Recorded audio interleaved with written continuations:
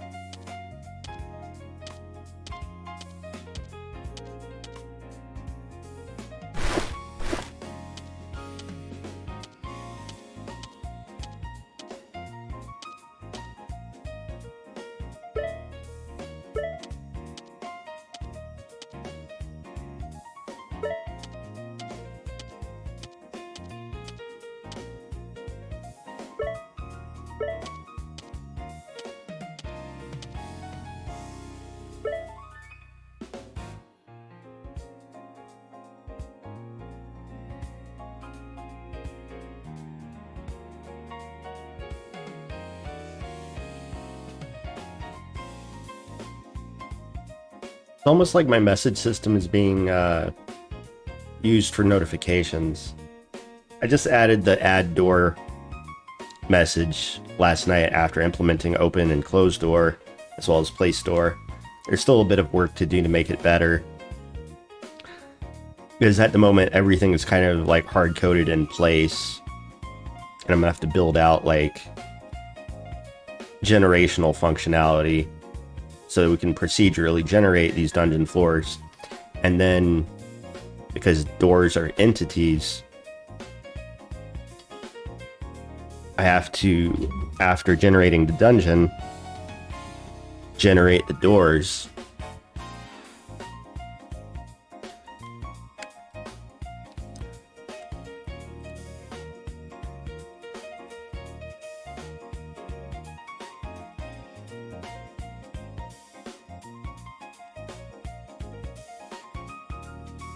All right, we're gonna do doors part 2.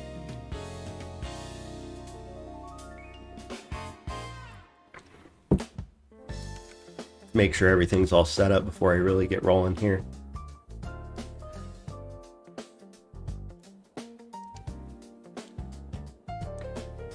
Yo, Dulce, how you doing, man? Glad to see you. Hope you had a happy Thanksgiving. And I hope it's not too cold where you're at, because it's getting chilly here. Oh yeah, so YouTube keeps fucking up my a lot of my stream stuff. It fucked up my thumbnail just, man.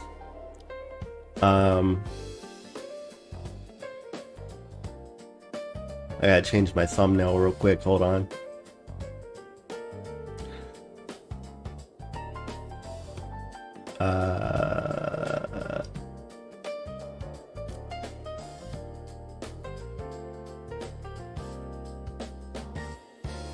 There we go.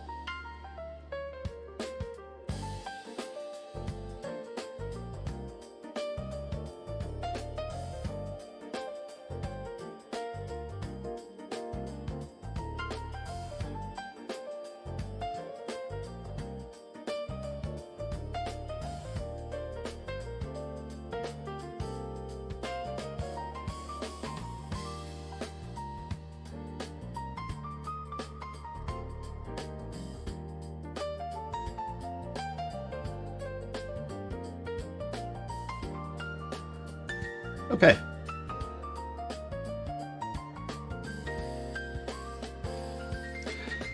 So what are we doing with doors?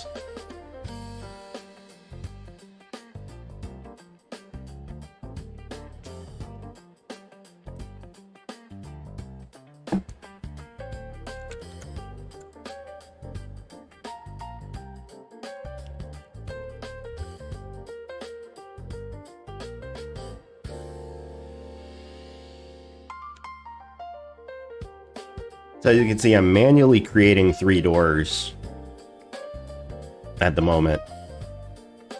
3 doors down. No pun intended.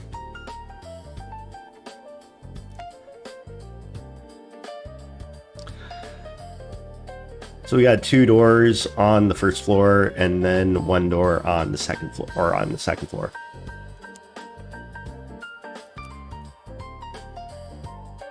And this is mostly just to prove that I can like create doors on any floor. One of the things I want to add in right now is a sound effect. And also I need to set it up so that the sound effect files get like auto-generated. In other words,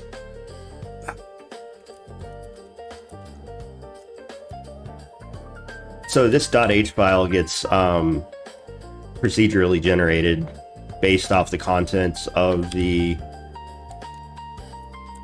sfx.txt file, which is just a list of the names of the files in the audio sfx folder in lowercase name. So everything has to be lowercase in that folder before it can be generated, because we immediately uppercase everything and prepend sfx and get rid of the .wave. We do this using this script right here, generate sfx header. So what I want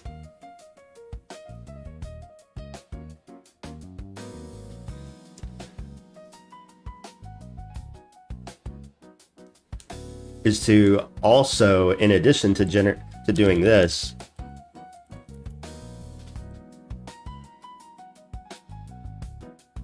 do I even need the count here?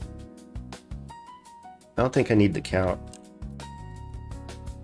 Oh yeah, I do. Yeah, I do. It's right here.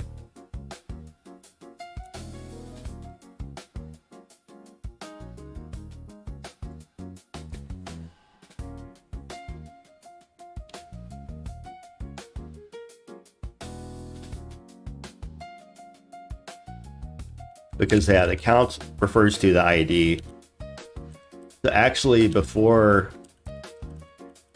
this whole thing gets generated,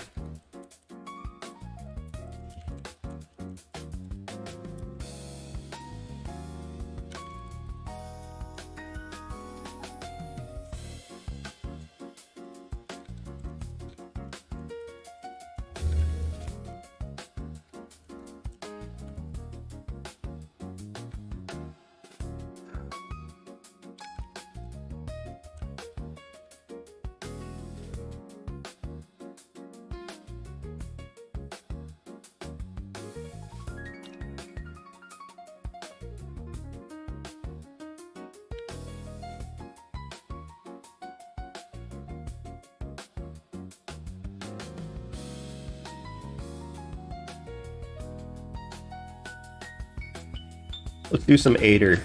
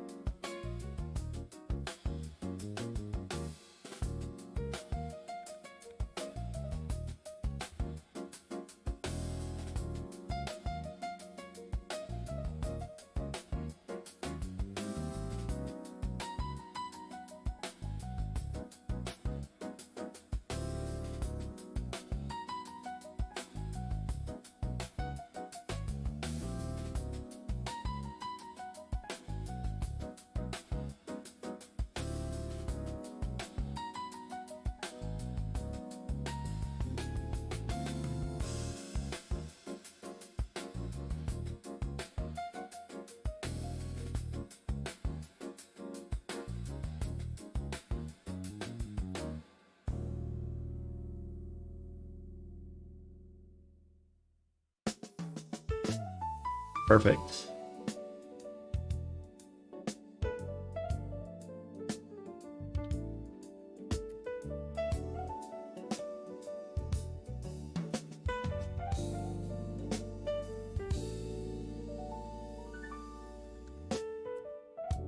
No matches found.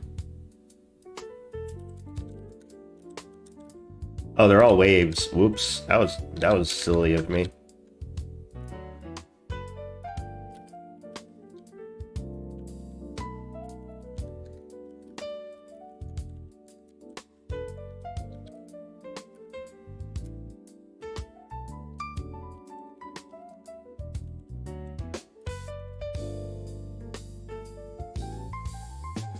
I just added chest open, which unfortunately in my sound effects library, I don't have a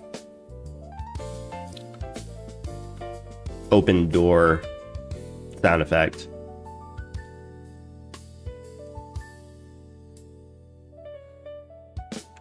So I'm actually going to wire up the chest open sound effect to the door open action. So now that we have that working,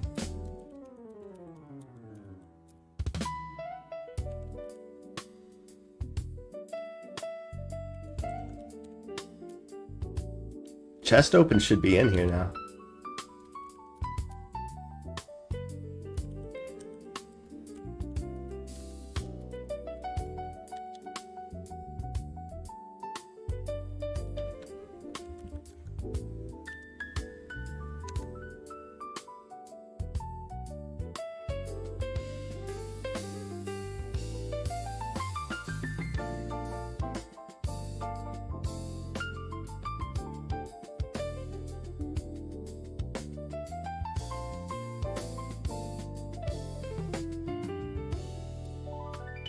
Oh, I know why we're missing it. Hey, don't kick my thing off the table, homie. There you go.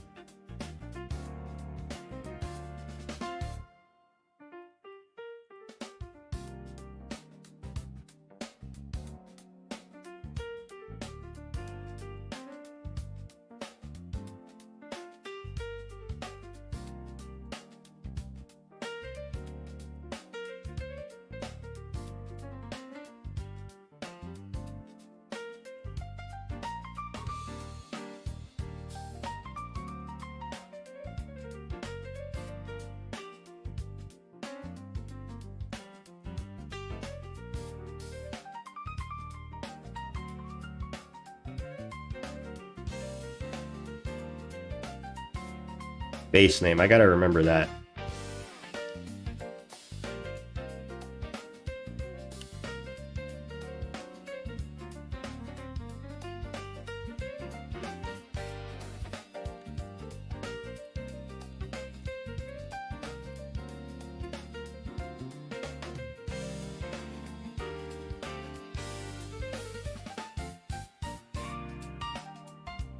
There we go. There's our chest open. And now that that's working,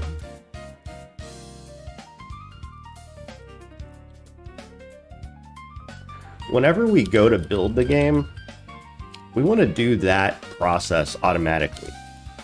That's why I wrote a script, because I didn't want to have to remember to have to type that shit in all the time, every time I add a new sound effect. Similarly, I will eventually upgrade how I'm doing textures in a similar manner.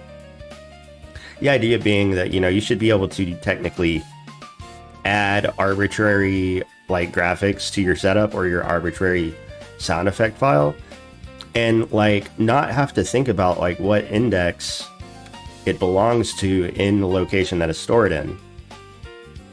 So the whole idea there is you create macros to automatically relate things based off the order that they're in. And then, so long as you know the name of the thing that you want to use, whether it's a particular graphics asset or whether it's a sound effect file, you can just refer to it by name. And so long as you know the name, or at least part of the name, you can get it to auto-complete the rest. So you can dive to any part of your code, and wherever you need to refer to a particular asset, you can just instantly do so. It's kind of convenient. Otherwise, I'd have to like look at files.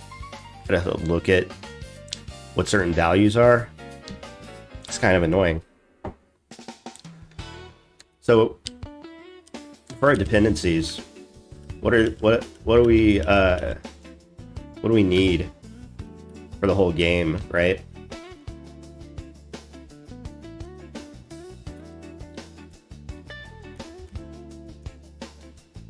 So first we want to actually run generate SFX header file before we do anything else, just to make sure that our assets are current.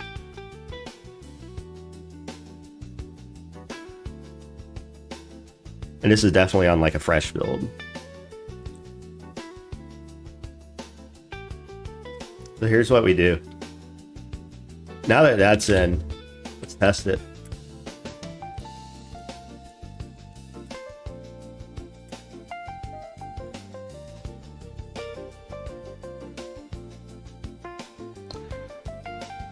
All right. But we still have to add in the sound effect. So where do we actually open the door?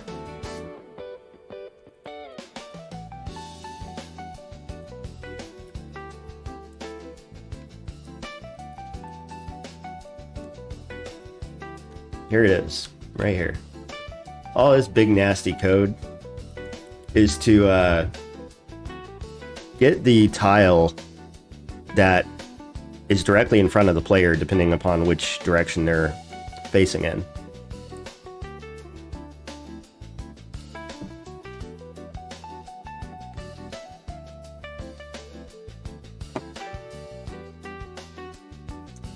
We could even move this code into a file. That way we could return the location rather than have to like copy paste this big old chunk in more than one location, because we're using it in attack as well. And there will be plenty of other places that we're going to be using this. So we could do something like get player facing lock, or get lock facing player.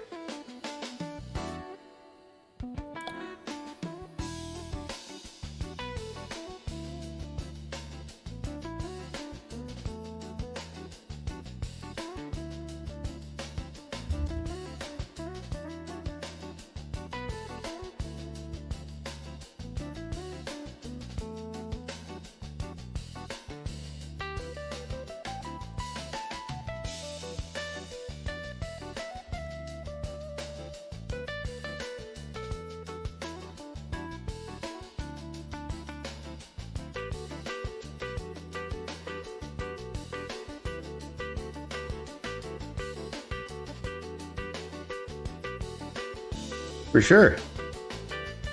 I mean, I could also pop my enemies back in, and you can get a flavor of what things are going to be like. Give me a few minutes, though. I just started doing this.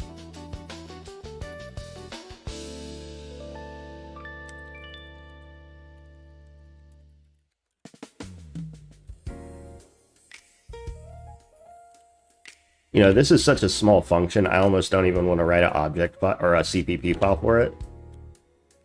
So here's what we do.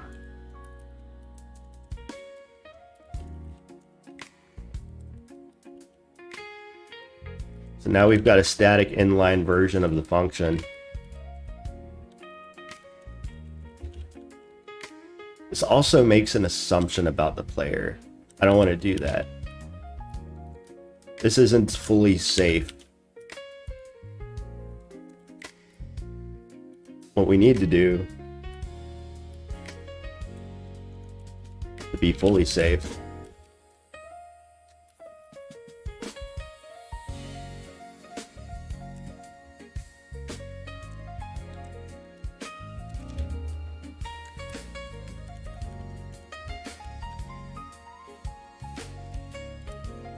we need to make sure that the hero even has a location, which generally speaking he always should, but like you should be defensively programming wherever possible.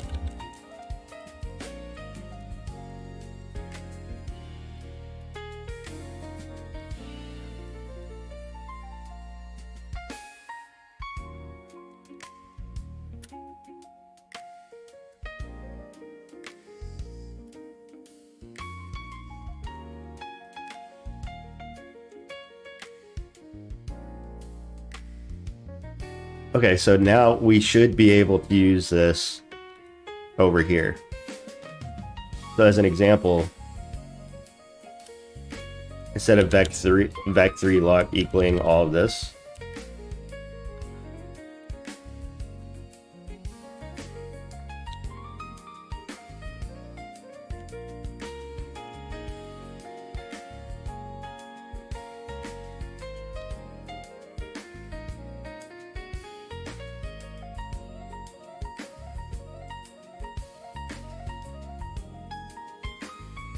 all right, let's show this game off a little.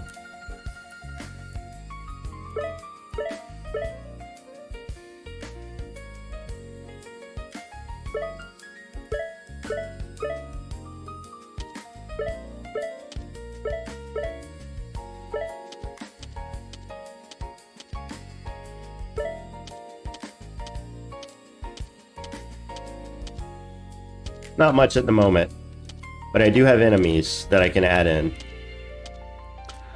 Right now we're just testing out doors.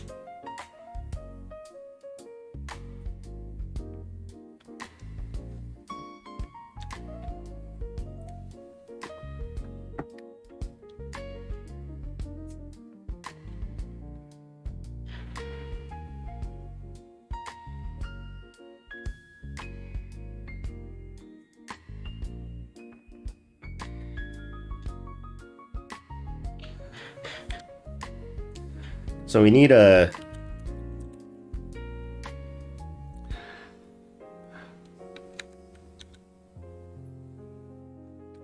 include that.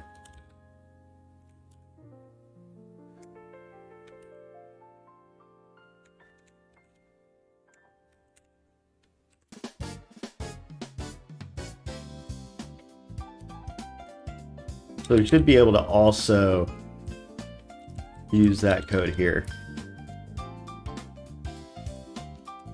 It really depends upon when you consider work having been started.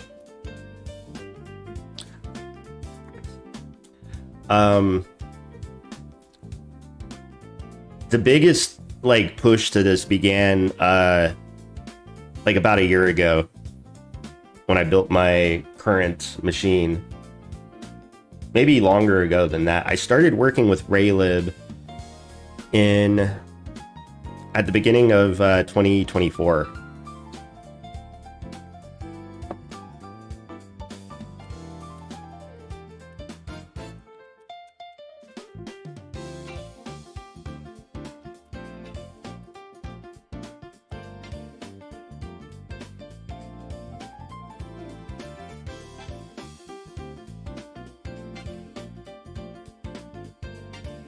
Let's add an enemy back in at the location immediately after the door, so you can see some combat. Maybe 2 or 3 orcs.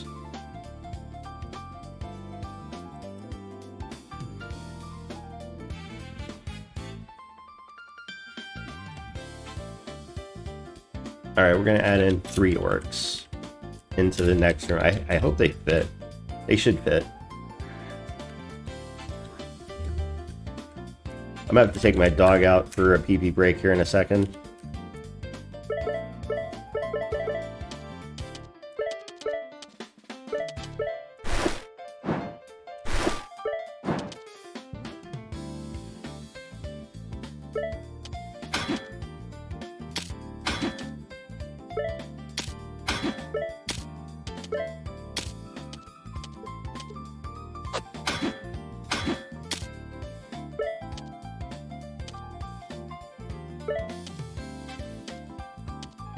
Alright.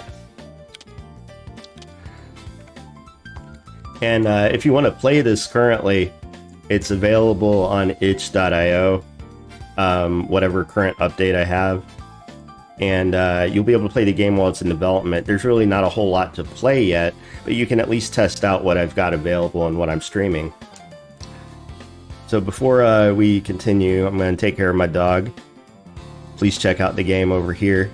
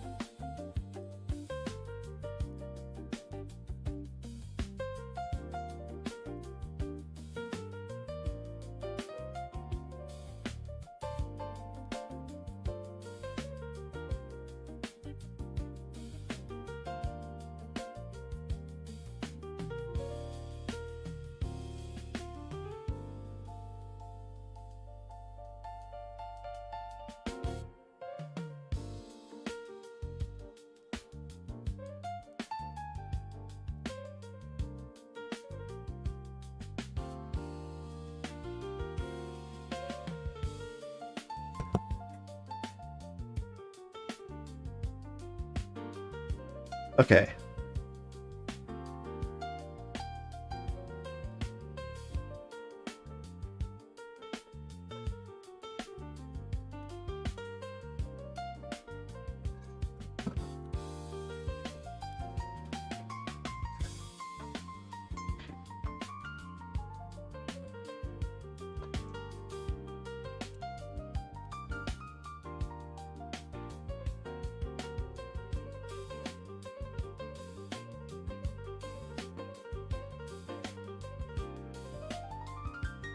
Two animals.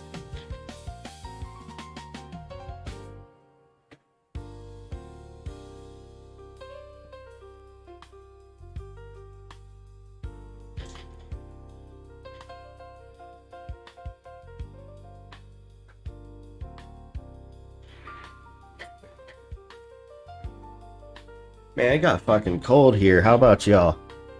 I'm in Texas, and it's 45 fucking degrees outside. Holy shit.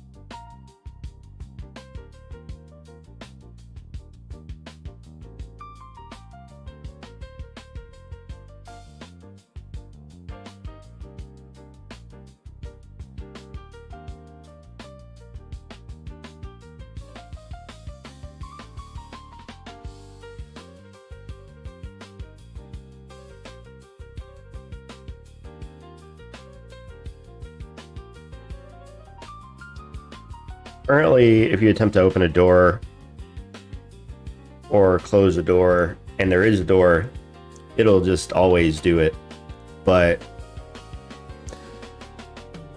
in the future, I'm going to be adding more probabilistic and other things, such as whether or not a door needs a key to be opened, whether or not you can kick the door down, whether or not you can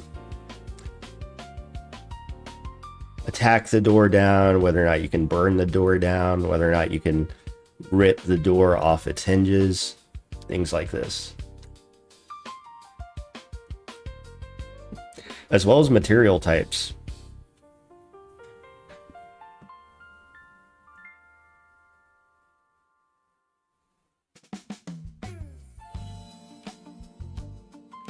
As well as wiring tiles that you can step on top of, so that when you do, they like open a door or trigger some other thing.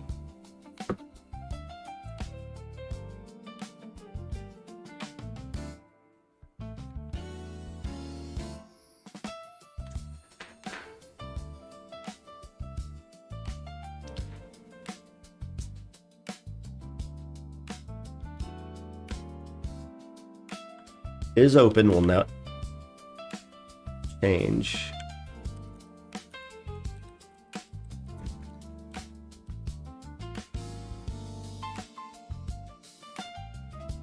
How long have I been programming for? Also, hello.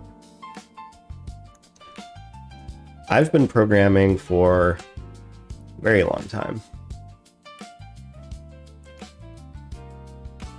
I got my start in about 1996 or 1997. I forget exactly what year or how old I was, but I was 11 or 12 or 10 or 11. And I'm going to be 40 in about 1 month. So pretty soon I'll be able to say that I've been programming for 30 years. 30. 30.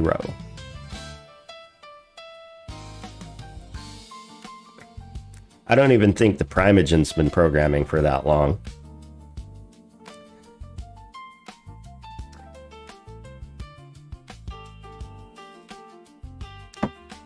Thank you. I enjoy it. I wouldn't do anything for this long or be involved in anything for this long if I didn't enjoy doing it. And I think that's the most important thing to take out of like learning how to program, is that if you don't enjoy doing it, it's probably not for you. And even then, even for all of the stuff that I like about programming, there's a lot of shit that's like really fucking annoying. There's a lot of stuff in development that's really fucking annoying.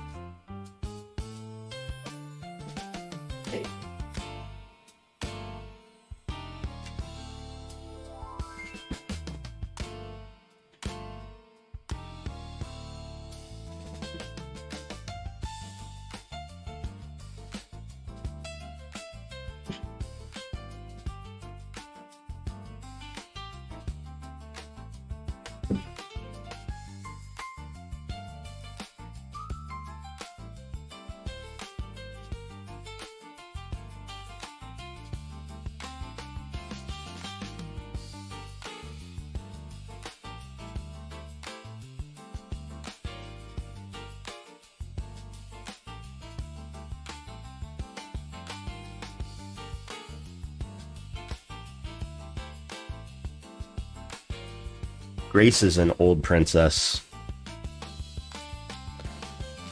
She's been with me since the beginning of my... Oh, whoa, whoa, whoa. Whoa, whoa, whoa, don't you snap. Don't you bite her. Nuh-uh. Hard no.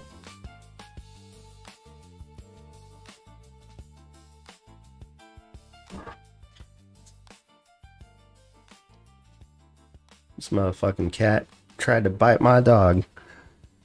I was gonna say, she's an old dog. She's 16 or 17 years old. She's been around since the beginning of my professional career.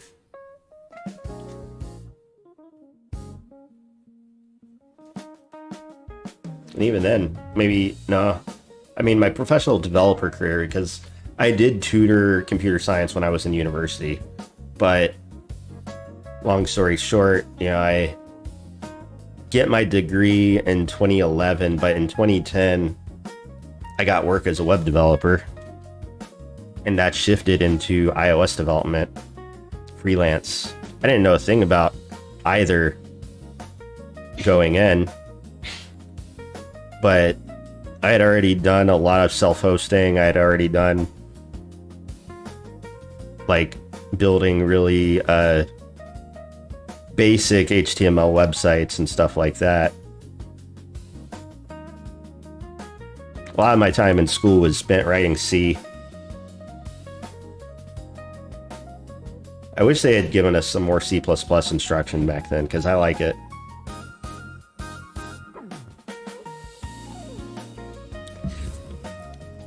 I also feel like I know how to approach tutoring and teaching C and C++ now to like help people get better faster. So if that's something you're interested in, I do offer tutoring services. Price is negotiable, but most often people pay $50 an hour.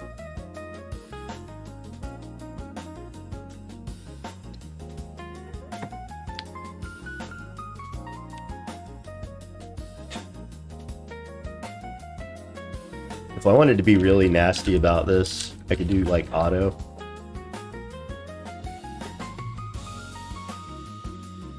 Auto is kind of a convenient keyword.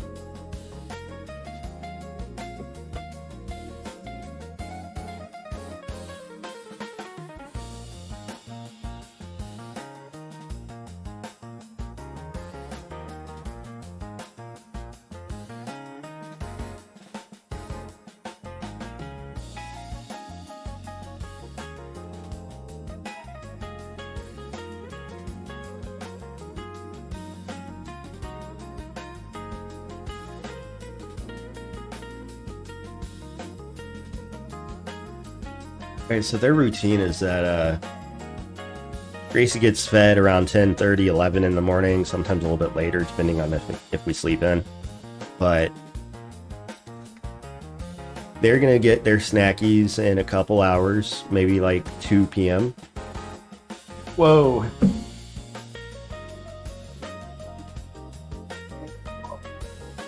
I saw that. Okay.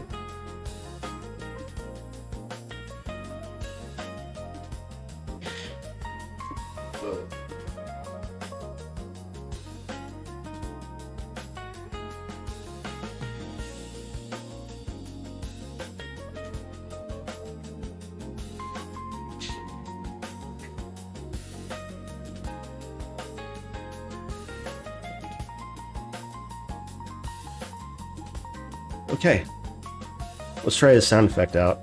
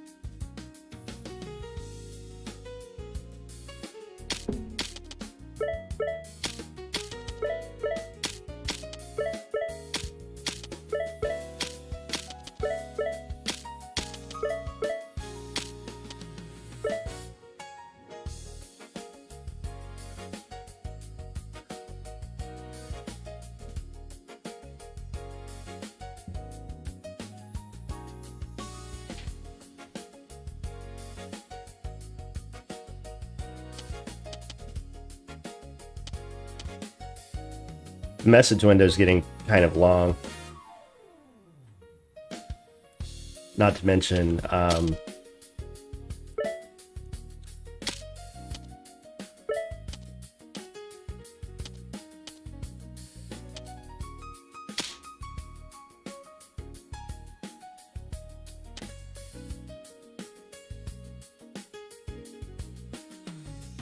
interesting, it didn't pop up a message there.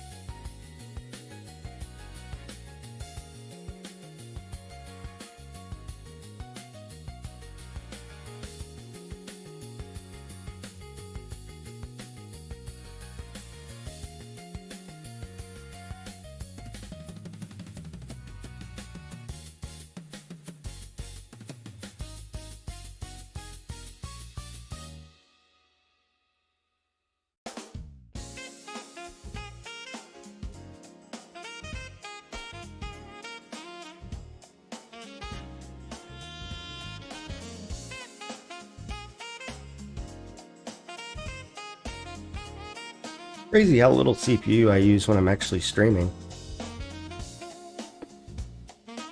Even with a couple other processes running alongside it.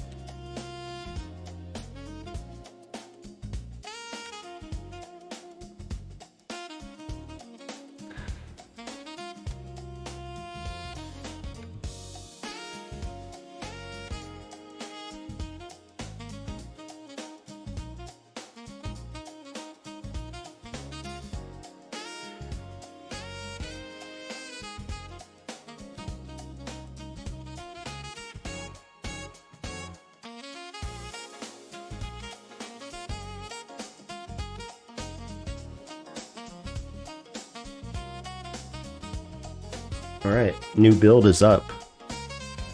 Everything that you see me doing and playing with, you now have the ability to go check out.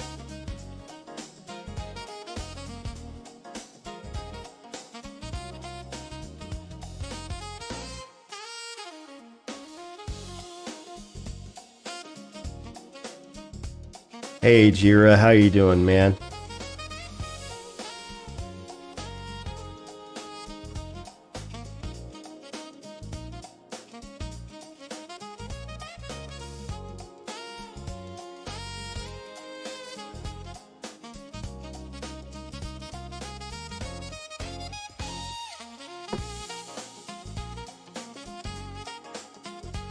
All right, let's see what's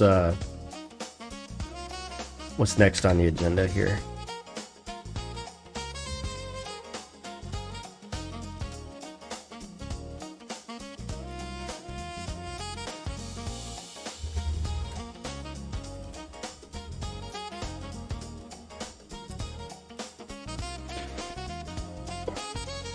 All right, current build is up.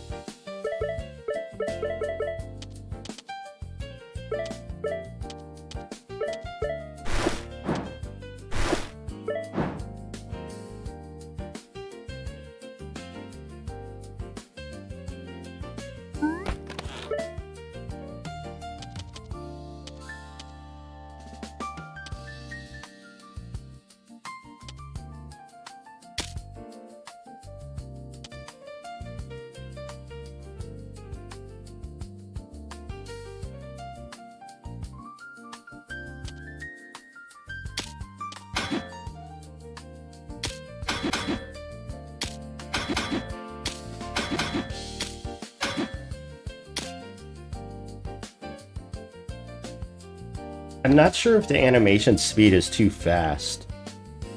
It feels good. And ultimately, I want to add an option that allows you to kind of scale the speed. So like, just for funsies.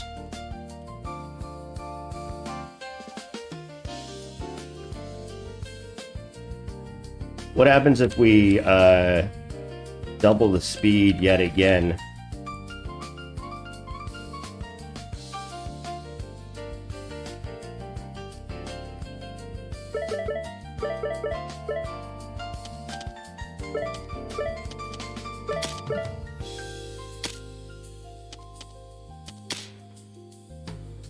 Okay, they shouldn't be able to hit me from...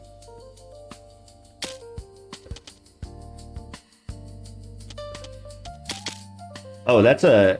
Oh, that's not good. I forgot to put a wall there. So they could actually, like, just get through the door if they want to.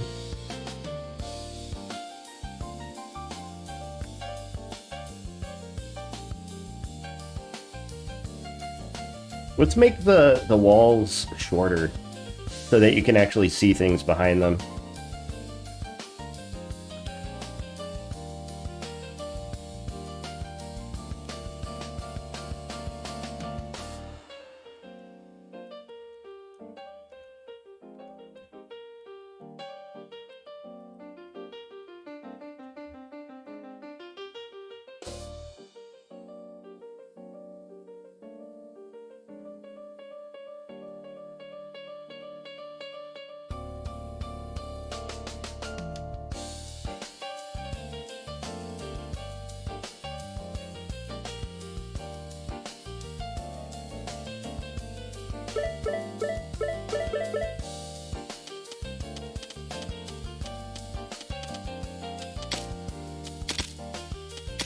As you can see, I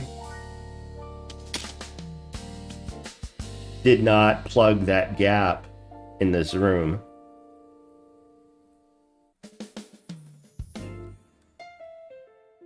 So that's an easy fix. And I was originally doing that to kind of like play with the tall walls where you can hide behind the wall. But that's kind of an inconvenience because I have to build mechanisms to reveal things behind tiles or behind walls like that, right?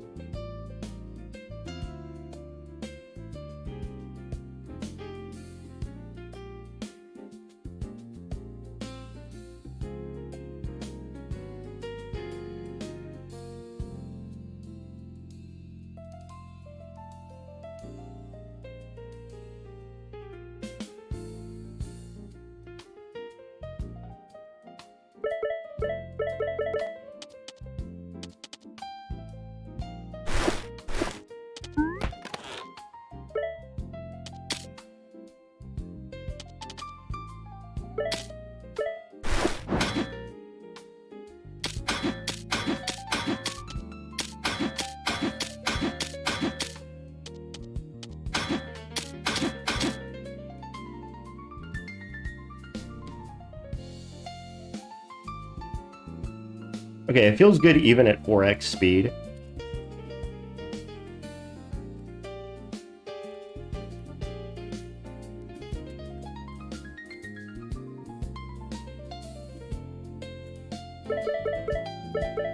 So here's the original speed.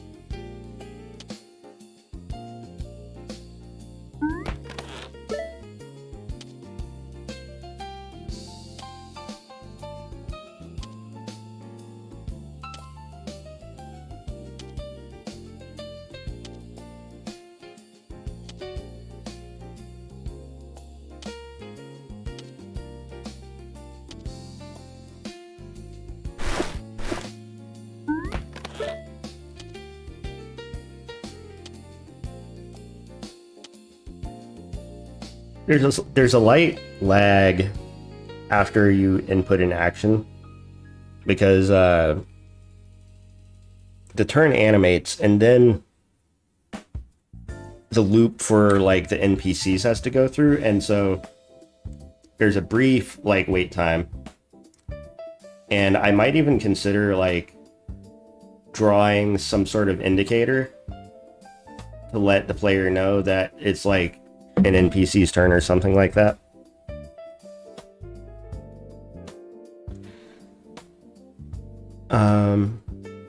I gotta use the bathroom real quick, y'all.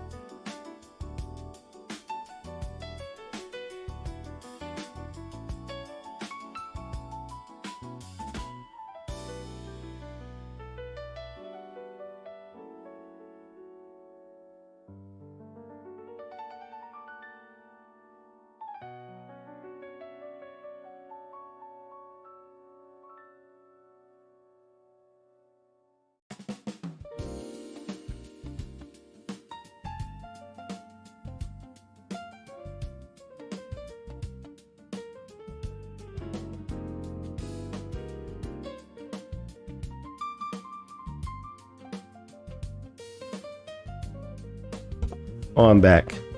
Forgot to unmute.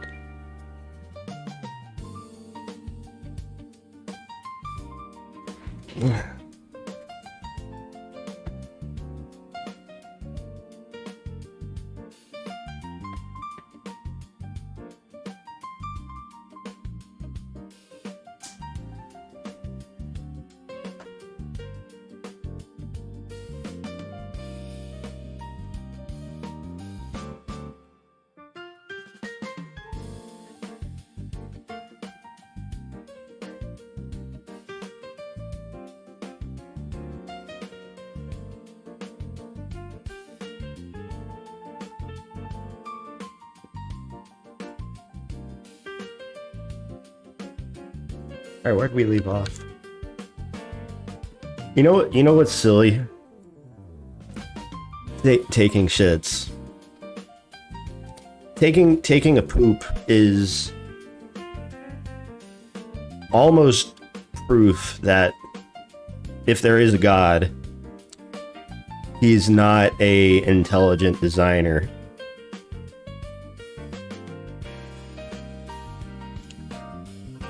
Barely coded nub, just started learning game development. It's very fun, actually. Yes. There's a lot of different approaches that you can take to game development. Not everyone's going to enjoy the way that I do it. And that's okay. I like coding. I like typing. I like writing. These are things I enjoy doing. Putting them together into an environment where I can just focus purely on the code of the game and I don't have to worry about any sort of like extraneous user interfaces that I have to learn in order to build the thing, such as like I would with Unity or Unreal.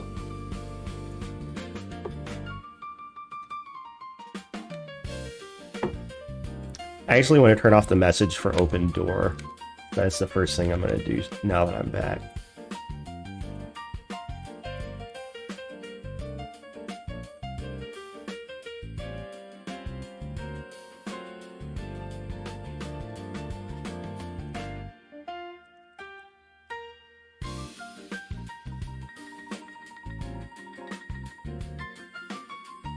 We could have a message if any other entity opens a door. I also want to be able to have some sort of mechanism so that, like, you have a range that you can actually hear in, like a hearing distance. And if some event occurs within your hearing distance, you should get, like, a notification for it, right? So, like, if another entity opens a door, for instance.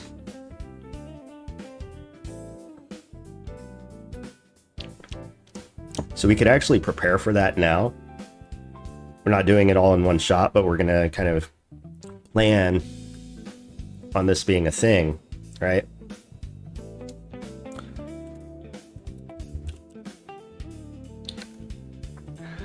So I got a sick component table set up where the only thing I have to do to like add new components is give them a specific name. For instance, hearing distance.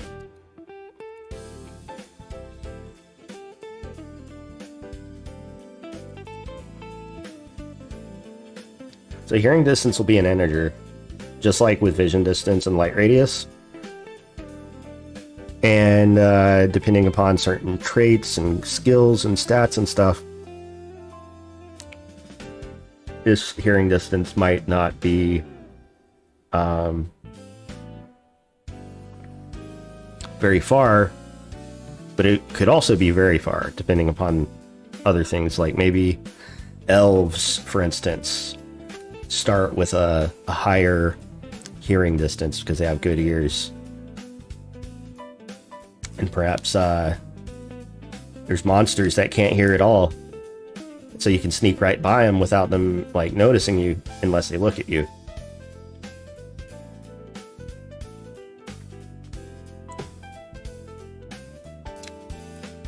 So when we go to create an NPC,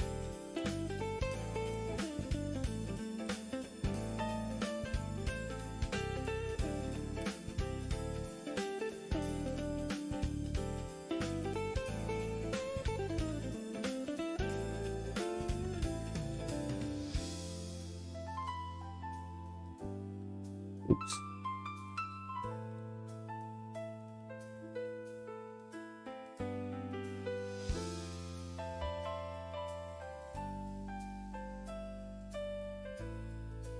Maybe they start with like 3 vision distance, and maybe they start with like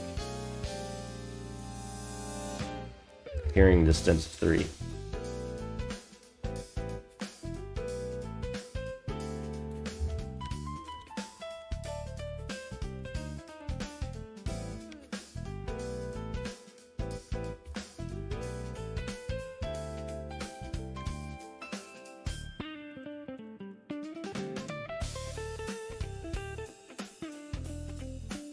I'm going to speed that back up a bit.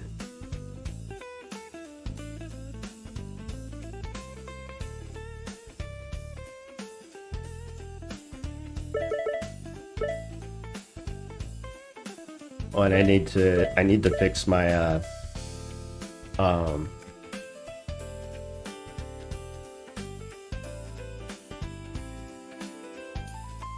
spamming the console.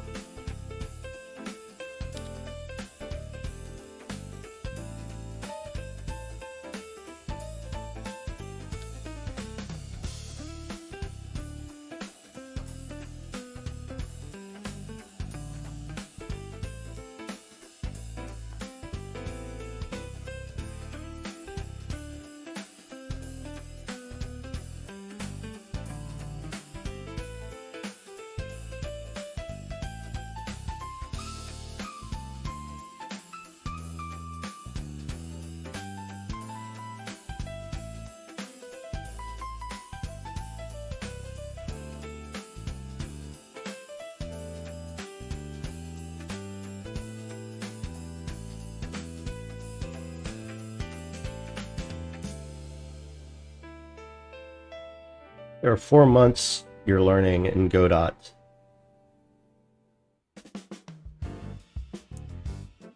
Seems more learning friendly than other engines. Nice. I haven't tried Godot out yet, but I have played a couple browser games written in it. They have a very good pipeline to building for browser, which is really nice.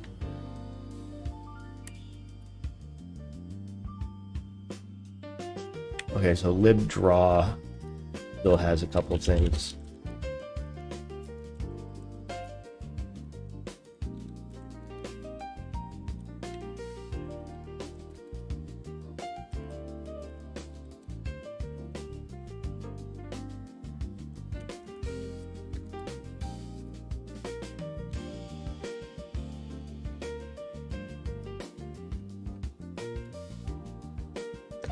Update sprites 1454.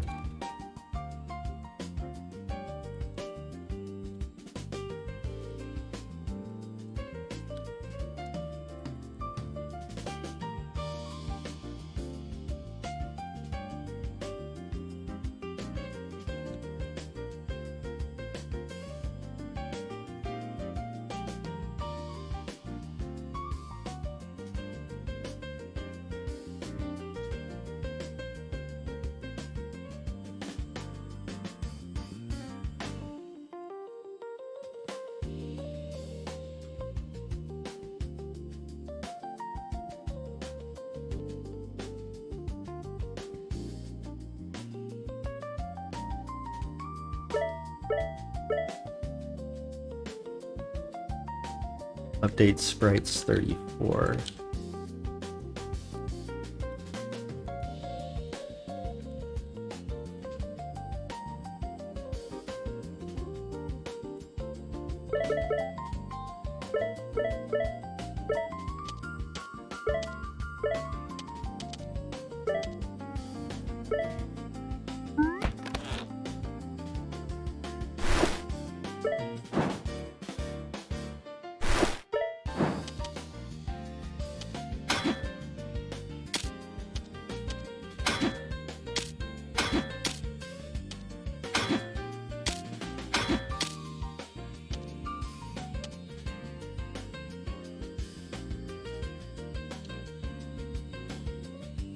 Handle NPC.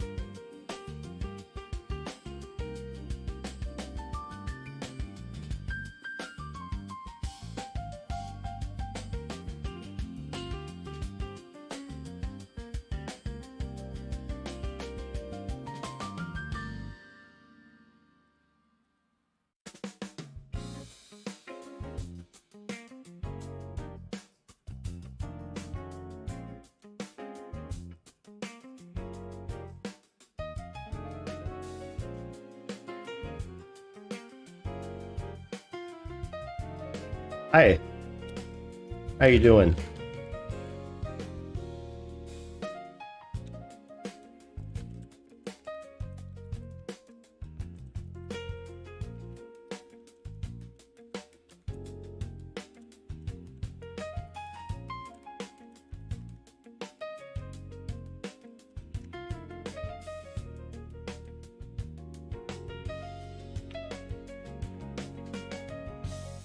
Well, this is so that you can see my hands while I'm typing. A lot of people are unaware that I have a right hand deformity. So, plus, you know, from this angle, it looks like I'm looking at the screen. So it kind of makes sense. I don't think it's silly.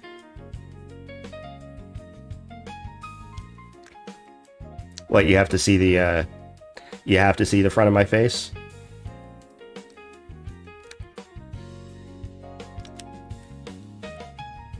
Or you want to see my face? Hello.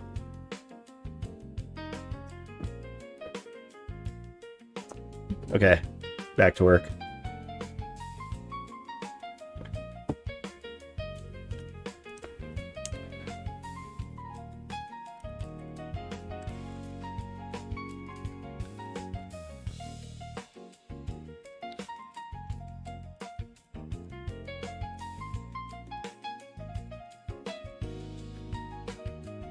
Thank you, Holographic. I appreciate that.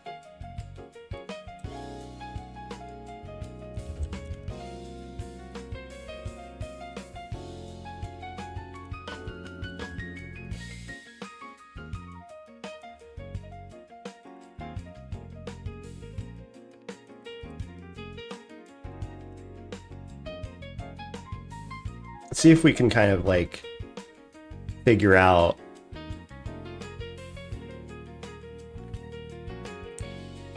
some faster way to go through this or iterate through.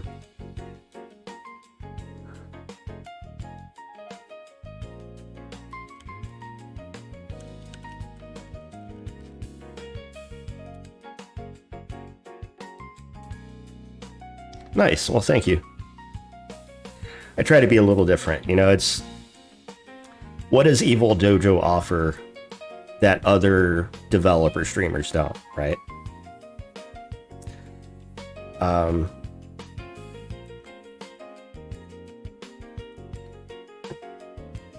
At the end of the day, you know, I hope to inspire people to work on their own projects alongside me.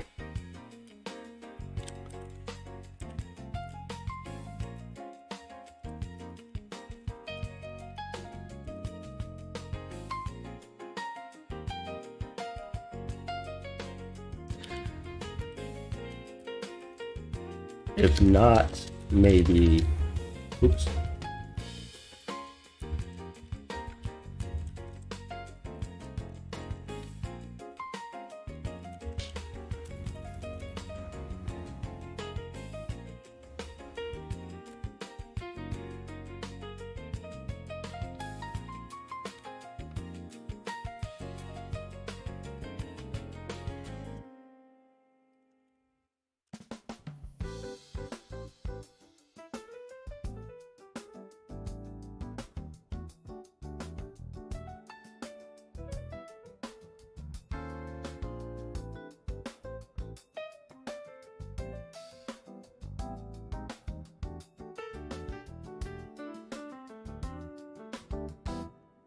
Oh yeah, no, there's totally potential there, man. Like, there's a part of me that want to dig into embedded programming a bit. I was looking at, I may have missed out on, although it is Cyber Monday, there are some deals on things like Arduinos on Amazon. I was considering getting one, but then I realized, oh shit, no, I'm gonna have to buy a bunch of accessories for it, like fucking breadboard and a fucking display panel and shit. And I'm like, I don't have a lot of spare cash at the moment.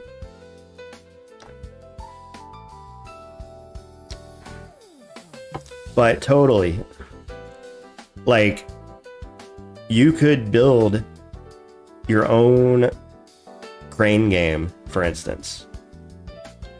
You could build your own crane, you know, like joystick controlled, like UFO catcher type game.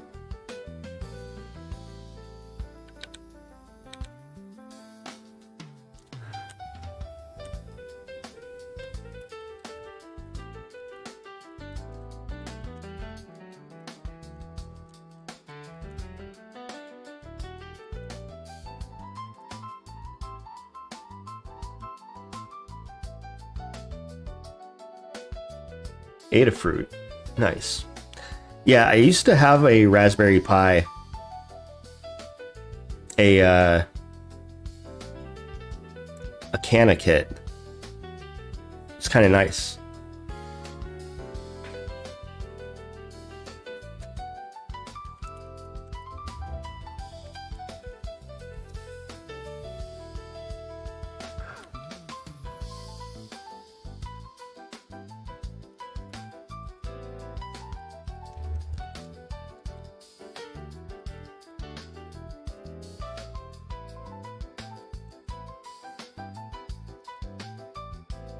Right, that's a lot cleaner. We're on the way.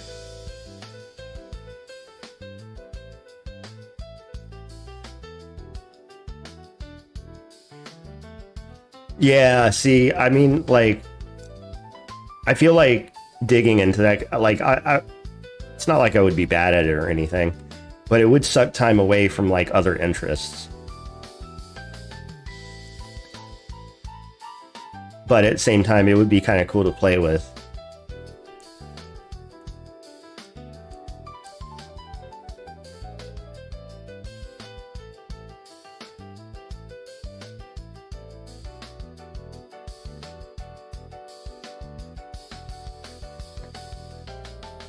Fucking Linus Torvalds soldered his own fucking guitar effects pedal. That's pretty based.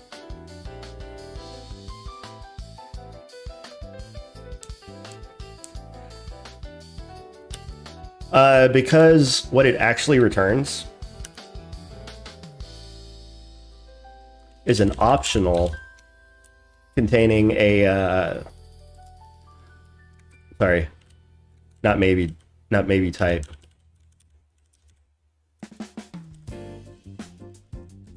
So maybe dead returns a or rather get dead returns an optional boolean.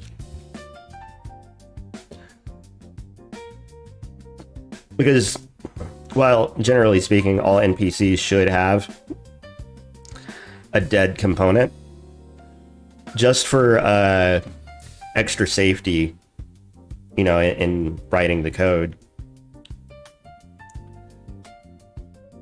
It's not really the value that's maybe dead. This is really the name of the variable.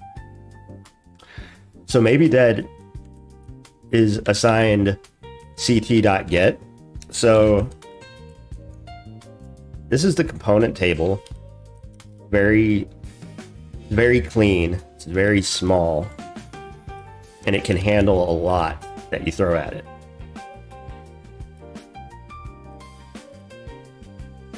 So when we go to get a value from the actual component table, this is the function that gets called.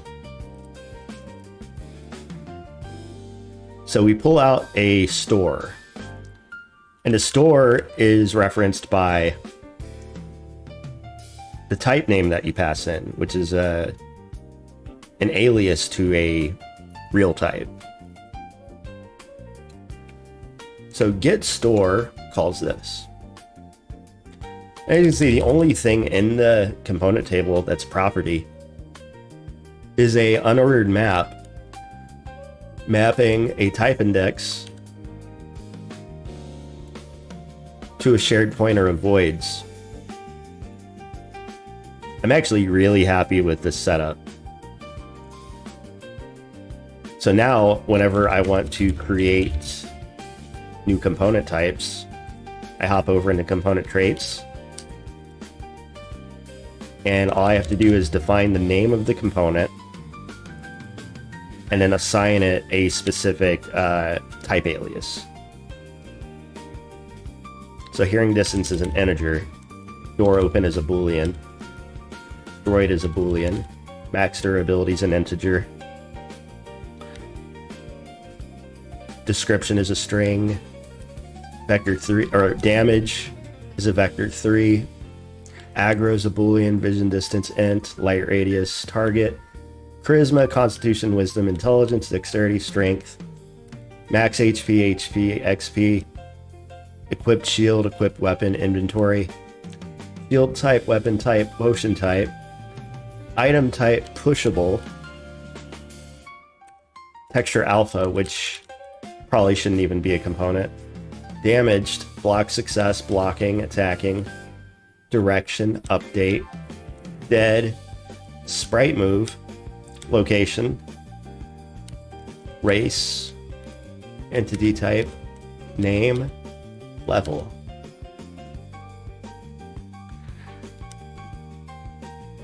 And the idea being that, you know, you should realistically be able to kind of mix and match a lot of different things so you have very custom entities. My last project was a mini robot that just goofs around my desk and does things like picking screws up and having a screen for a face and a speaker, and it does cute sounds like trying to mimic. That's really cool, actually. I would love to see a blog post detailing all of that stuff. Shit, dude, you should share some screenshots. If you got like an X or a Twitter, you should hit me up on there and share some of your work, because that's pretty cool.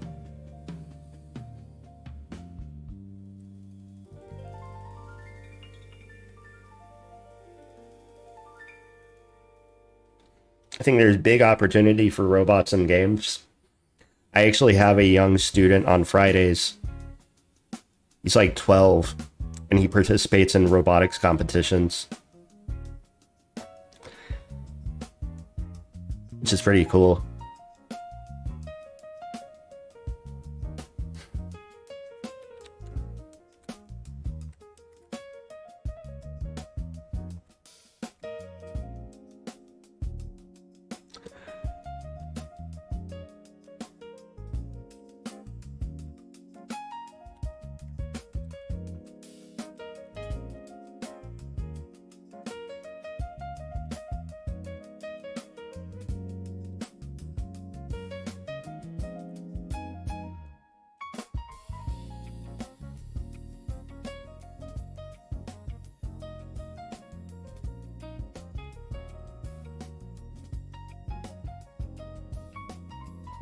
Look at that, managed to unfuck the nesting on all those if statements.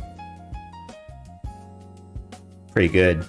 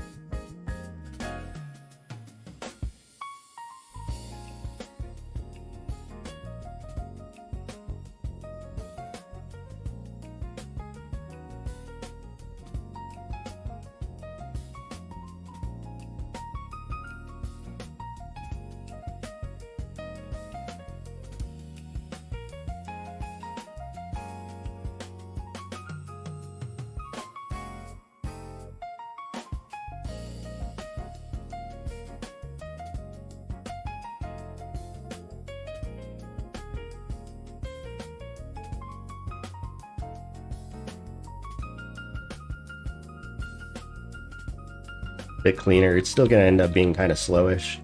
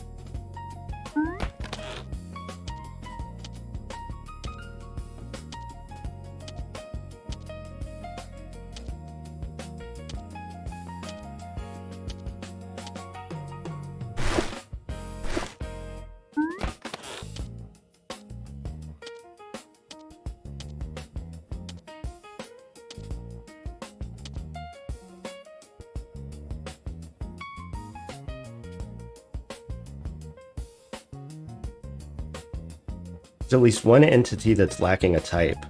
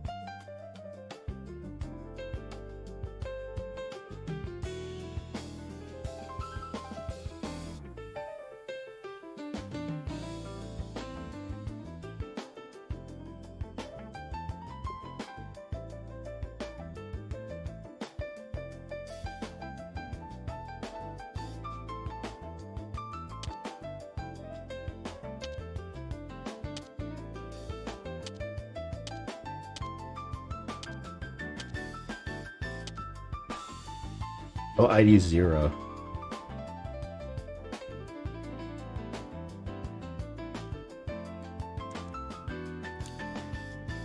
Oh, I think that's... yeah.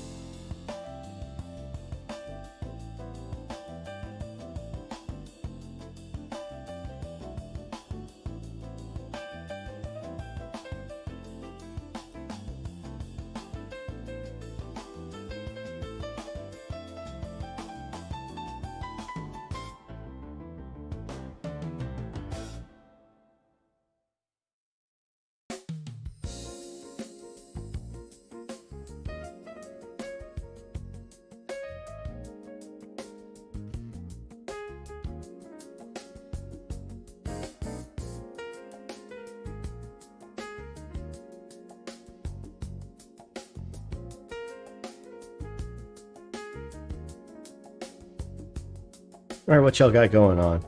Talk to me. Don't leave me hanging.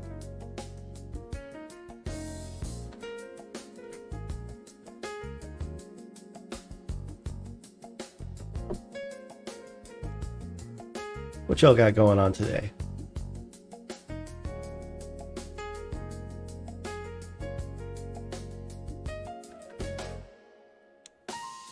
All right, what's next?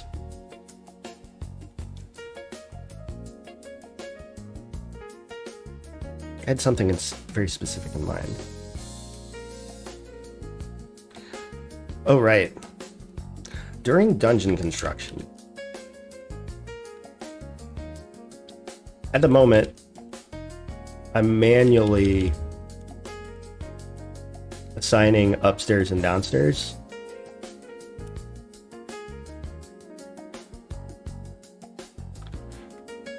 And then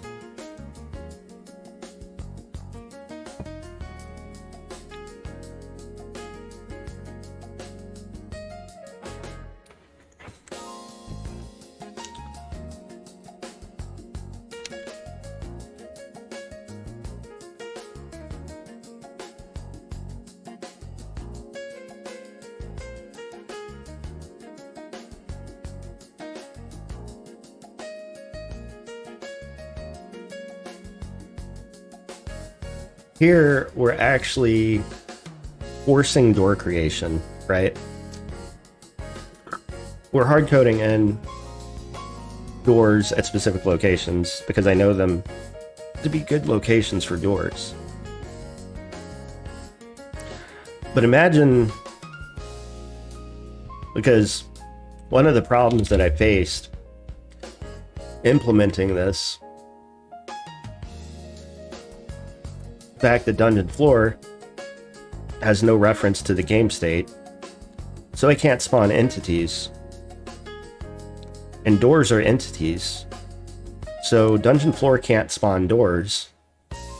However, I think the best solution to this problem, or at least in my case, a solution right now, is actually going to be to attach a new property to the tile object. That way the dungeon floor can mark certain locations as being good door locations.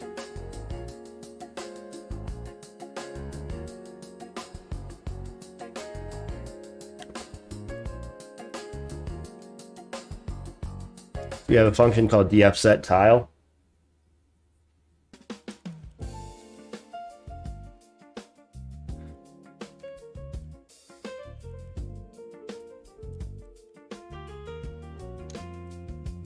Here's a dungeon tile.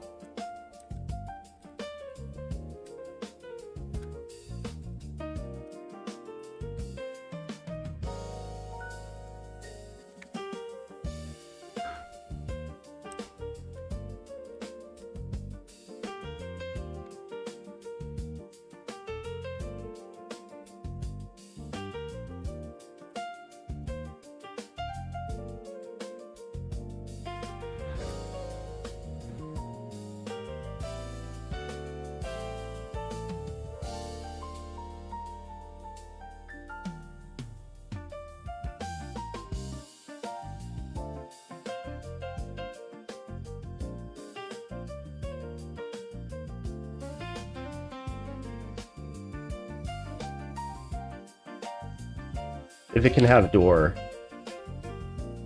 right?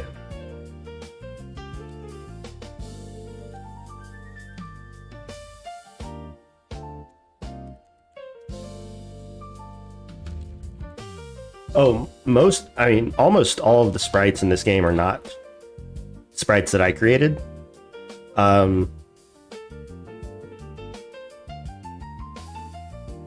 fact, I should probably put the names of everybody in the title screen, as well as like an about type of page or something like that. So the art's actually done by a guy named Krishna Palacio.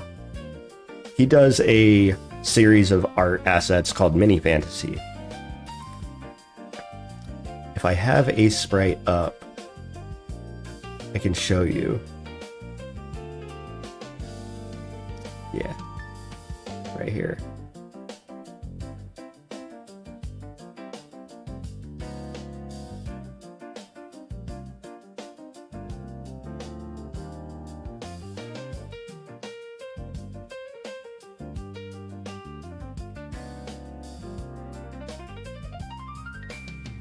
Here's like one of our big walls.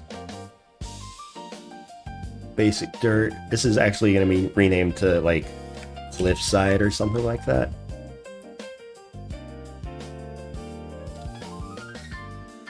So like here's the sprite sheet for the human idling.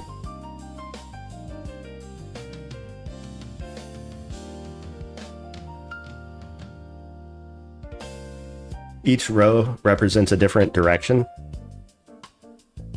So this is right, right, and down. This is down, left, and left. This is up, right, and right. And this is up, left, and left. Similarly, we also have things like human attack. It's very, this one's like hard-coded in with the weapon, but I've recently implemented structures so that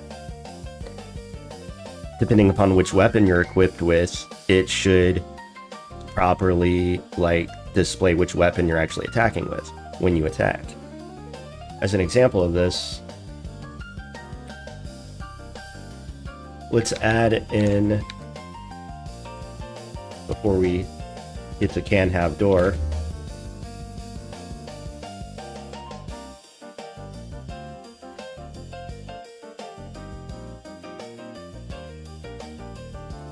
let's create a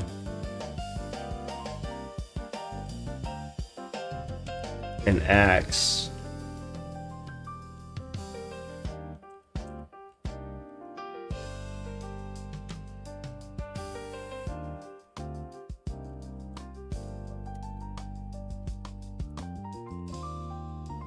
And a sword.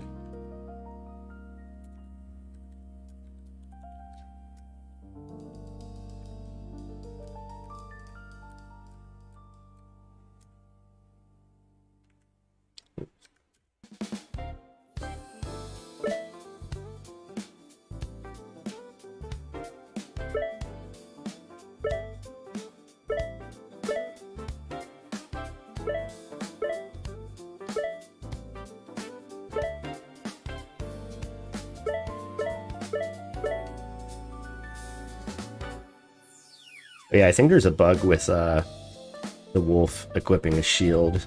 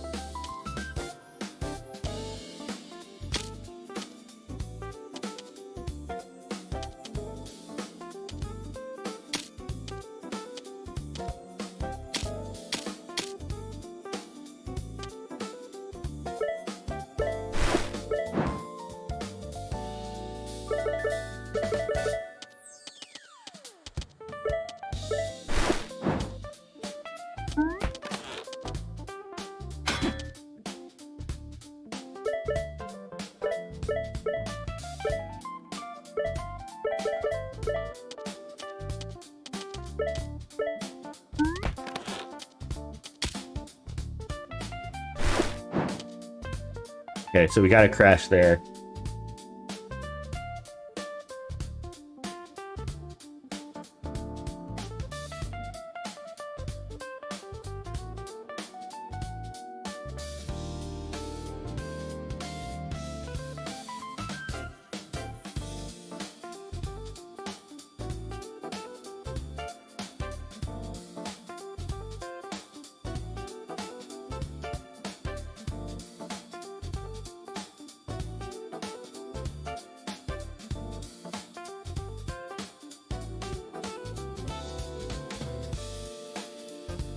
So when we call set current,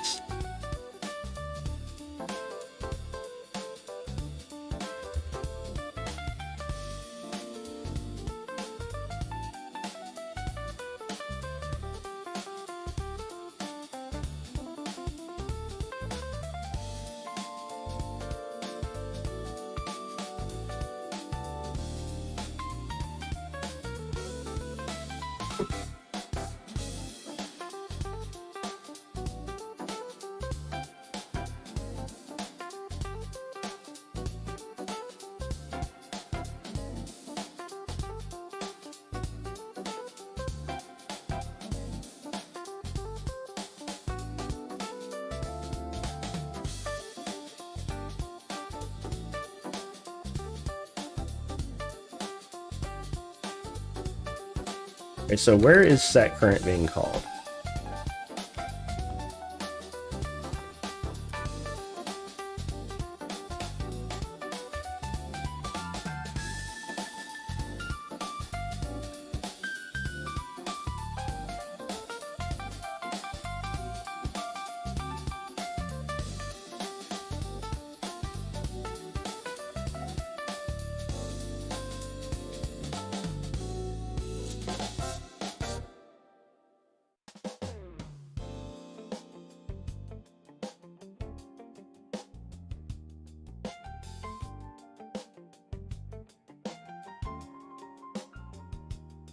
Probably update shield.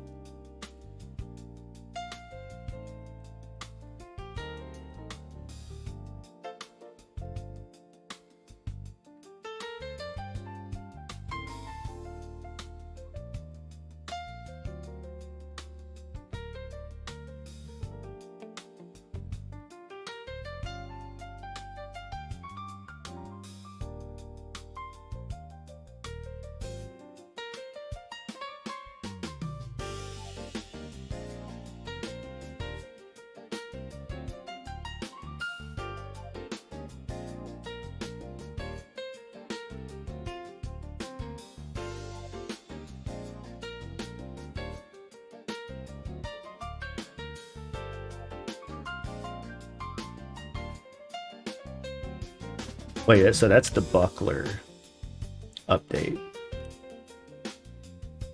So this actually only updates the shield.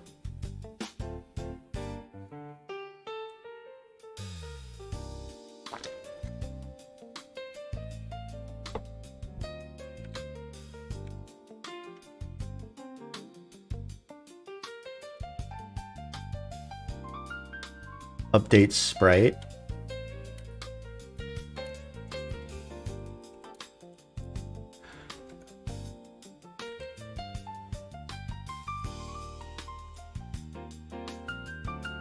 Okay, so that's for doors.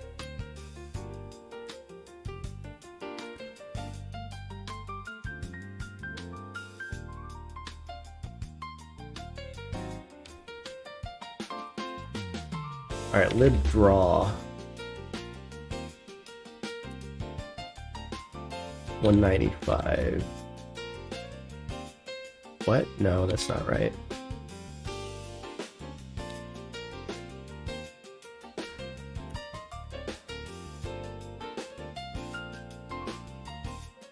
Oh, right. Okay, we're not using that one. We're not using that one. So in set.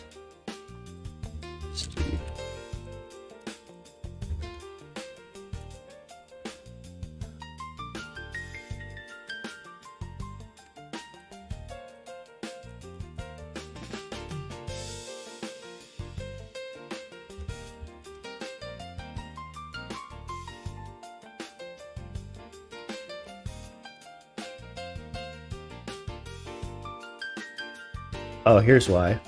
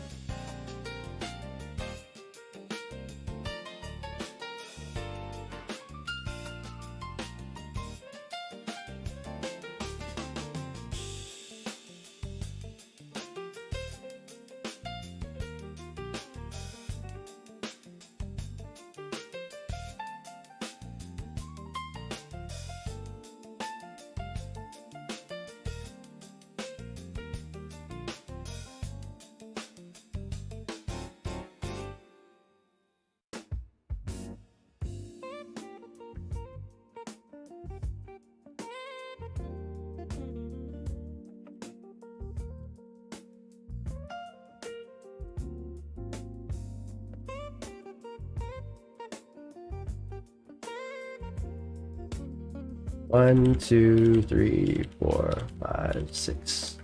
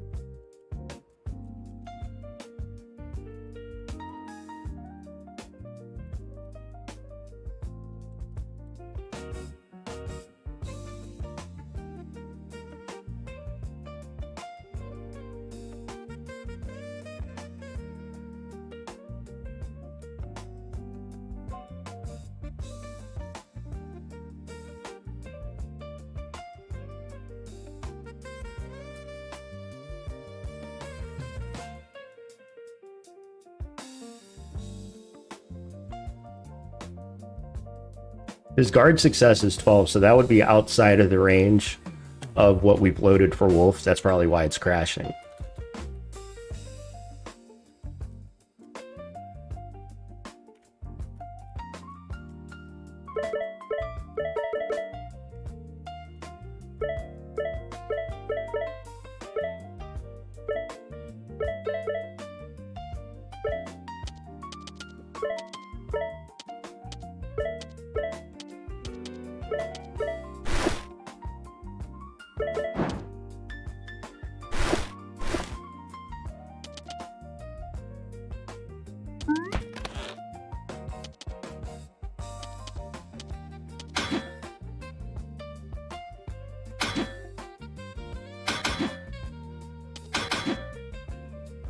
Okay, the shield is being acknowledged, but it's not like displaying for some reason.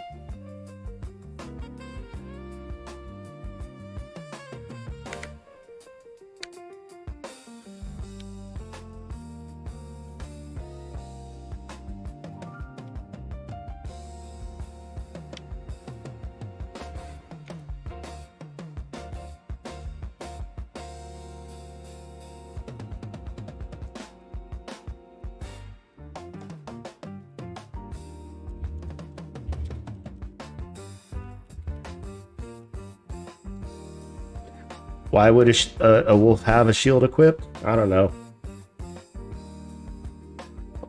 But it's possible.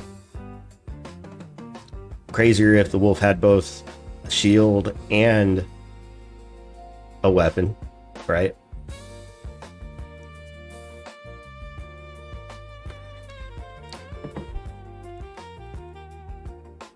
Thing that's possible that probably won't happen that much in practice.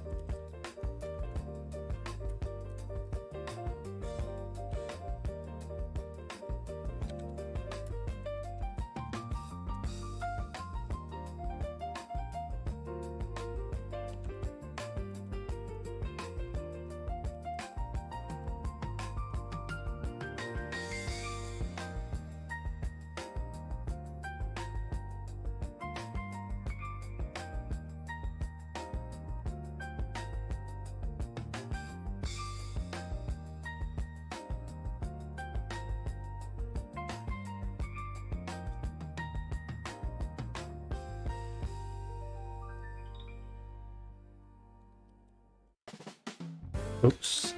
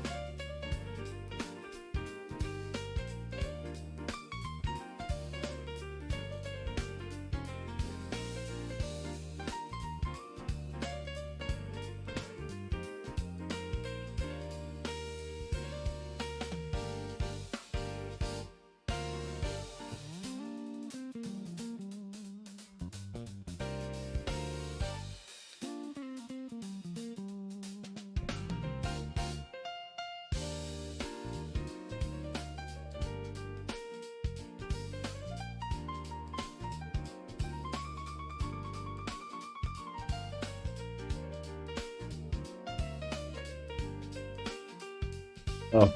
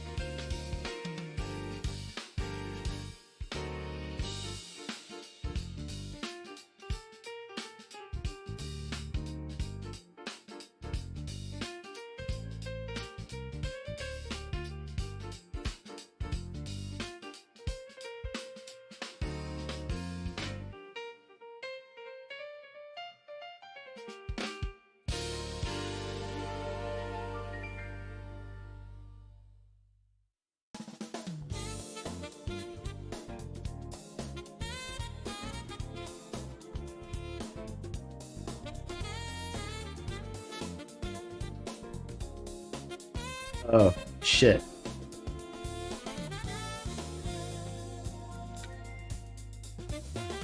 Okay, we can't use the switch here.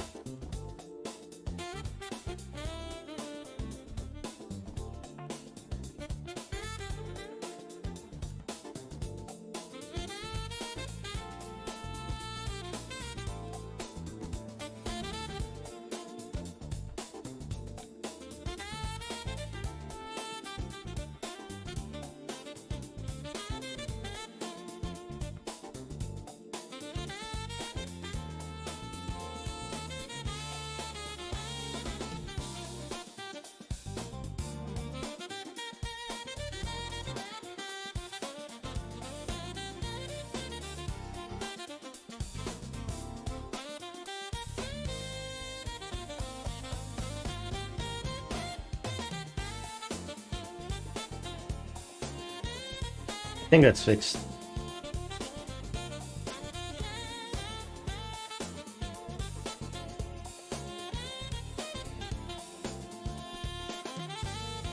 Make a clean build. Oops. Let's make a clean build.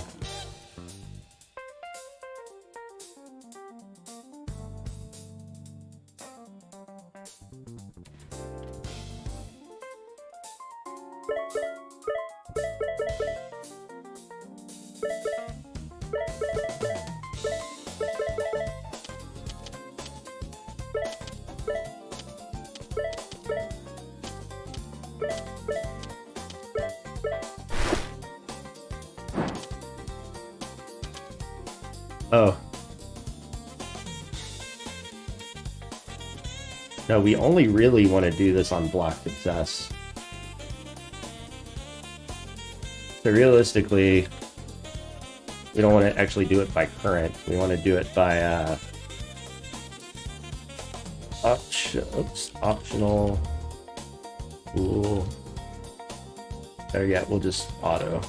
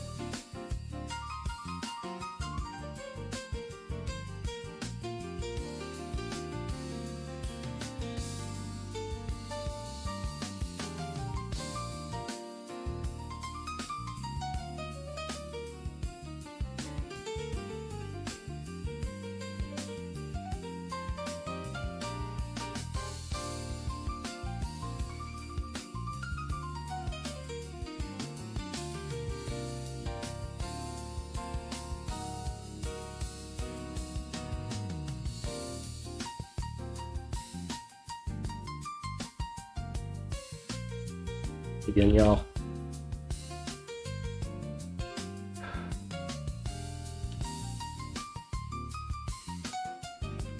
I'm gonna clean this up when I get back.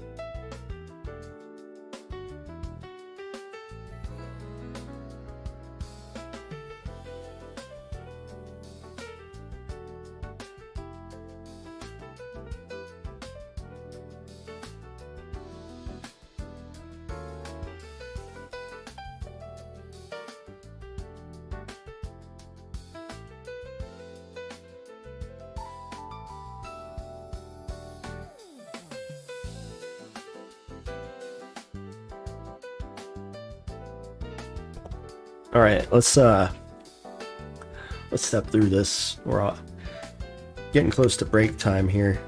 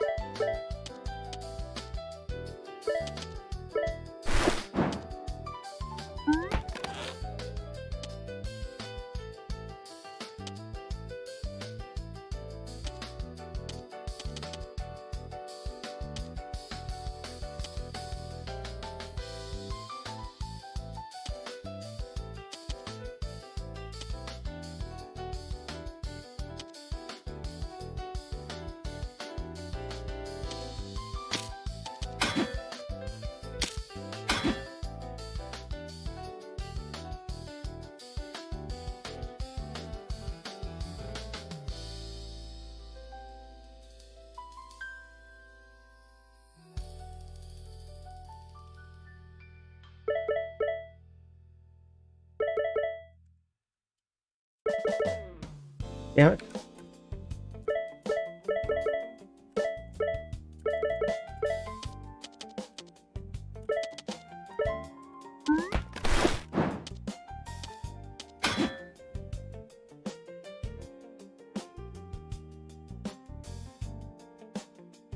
Update shield for entity.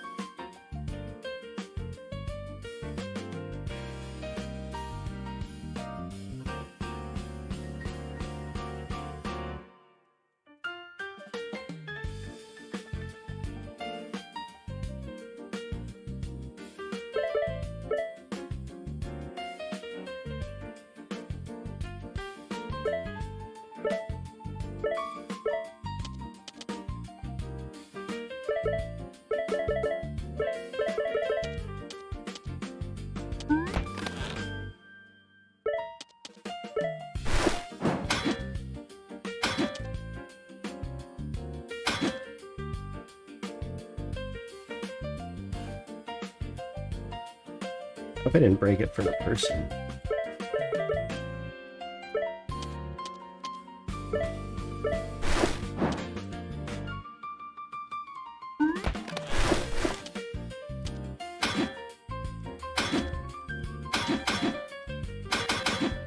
Uh-oh, I've definitely broken shield animation. Fuck.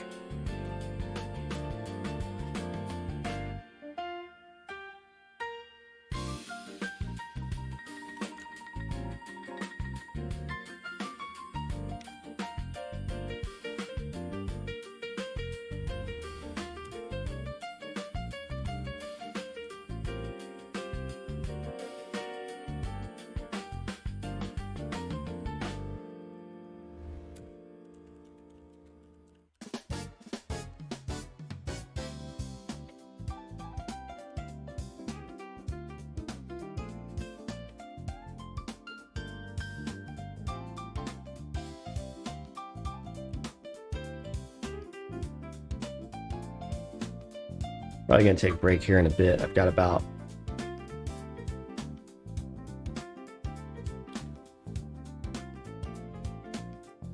2 or 3 hours.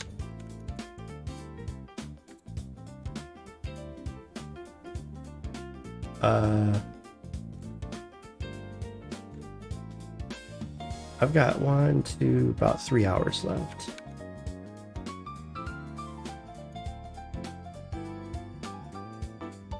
Do me a favor, if you're watching right now, hit that like button. That would mean a lot to me. And if you haven't done so, go ahead and subscribe as well.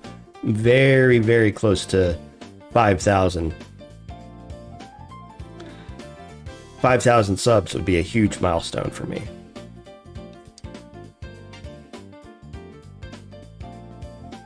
We're very close.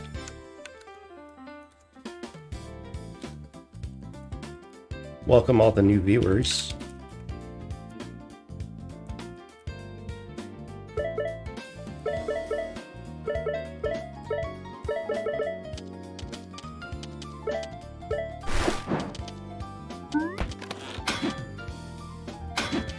Okay.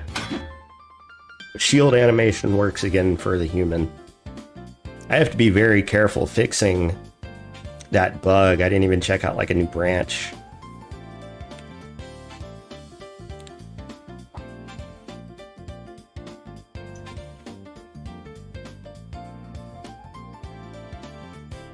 Shoutouts to new viewers.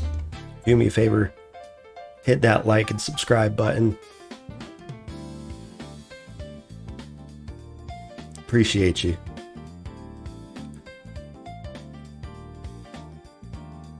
Alright, what are we doing next? Because we don't have too much time left.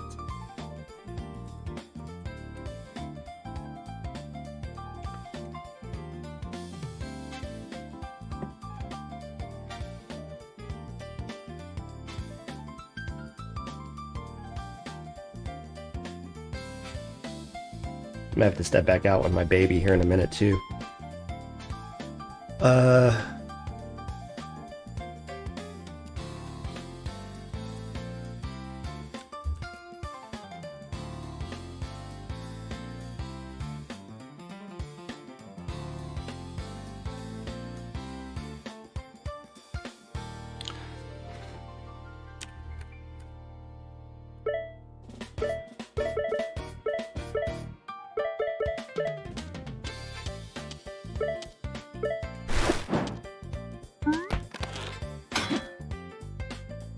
Okay, so we have the functionality working, excuse me, but the animation is not quite activating for this particular dude. Let's make sure it works for the other NPC races.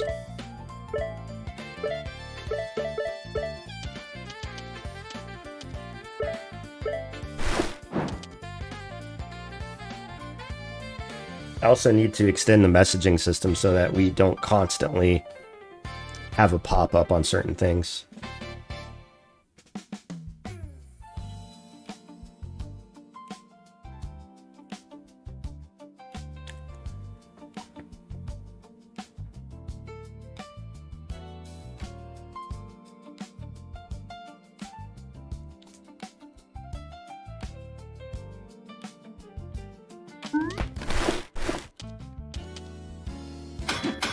Whoa, that's not good.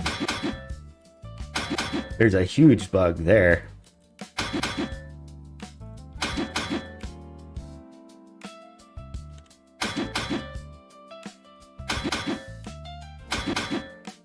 That's super not good.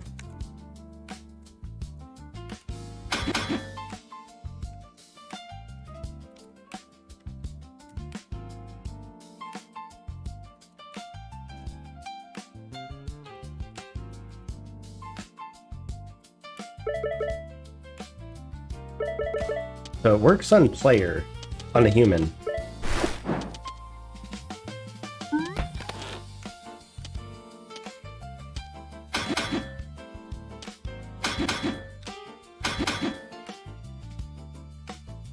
So why would it not be working on elf? And assuming that it's not working on elf, it should also not be working for like orc or dwarf.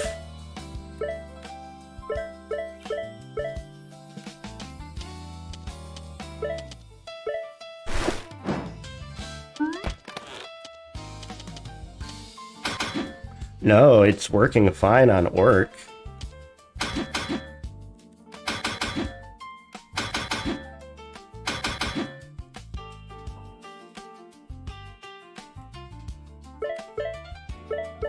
See, dwarf.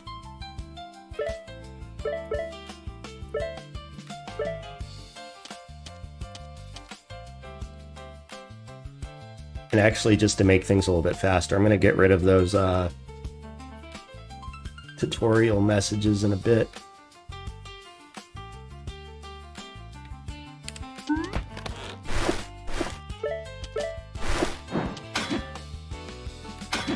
Okay, dwarf is not working either. So there's a bug in elf and dwarf shields as well as wool.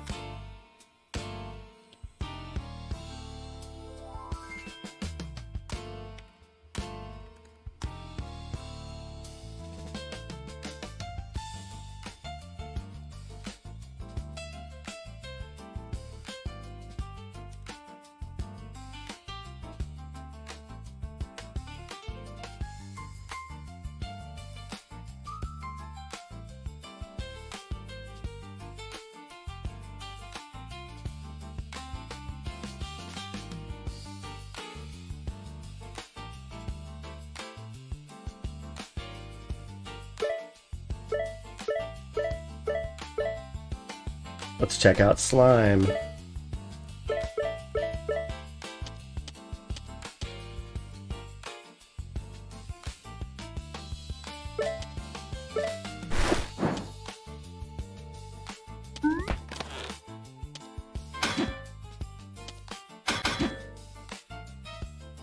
We gotta fix it for slime as well.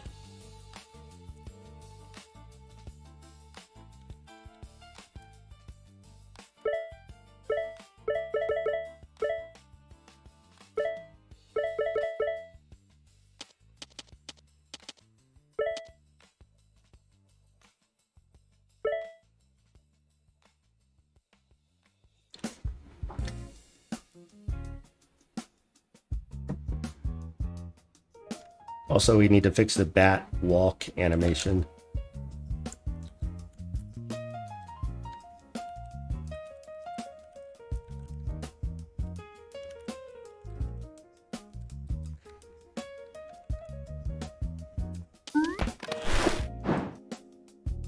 Okay, we got a crash there.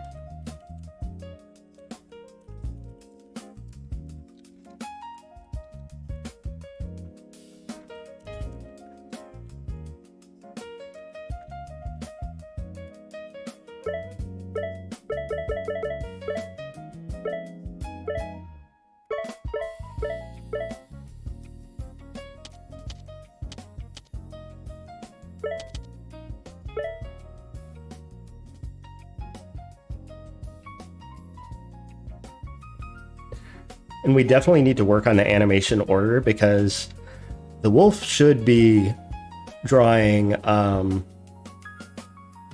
top of the door, but the way that we're handling entities at the moment, everything just kind of gets rendered all in one shot. But realistically, we're gonna have to do multiple passes through the dungeon floor after we render all of the tiles. In order to fix this, we would have to render doors next, and then NPCs or entities, or, you know, items. Probably want to do items next, after doors.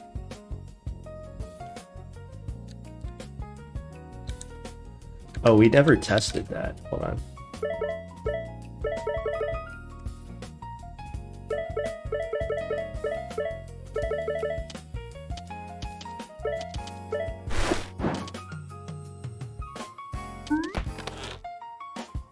Okay, crashing on Warg as well.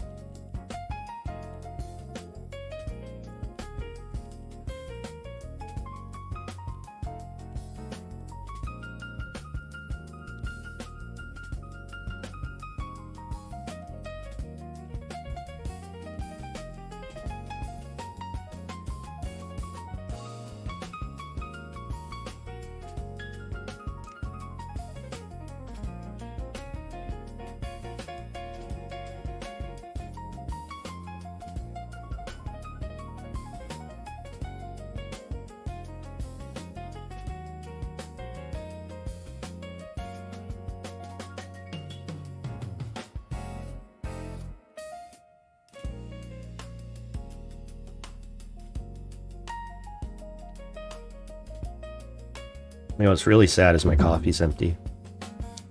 And I need to probably drink less coffee. I probably should drink tea next.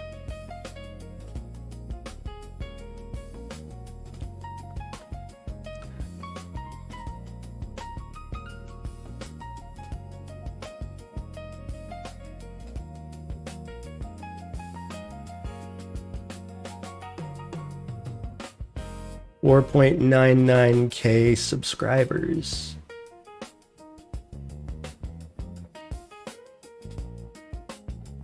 We're up to 997.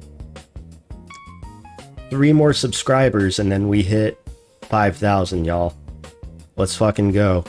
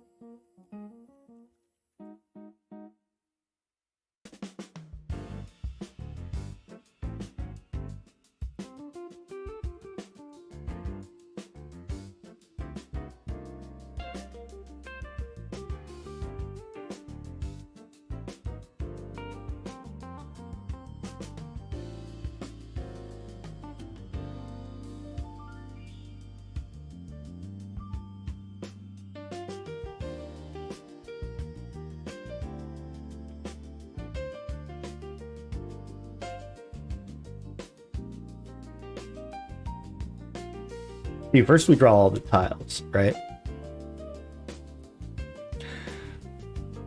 Then we go through, and for every tile, we do some stuff.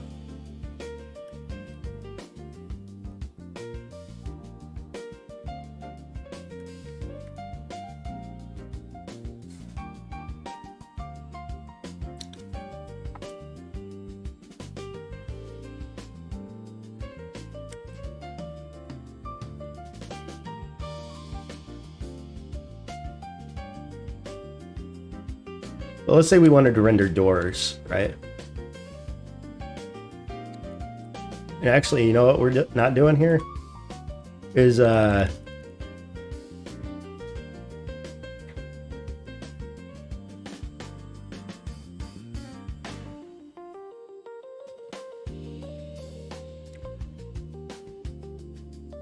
all of that stuff is happening down here.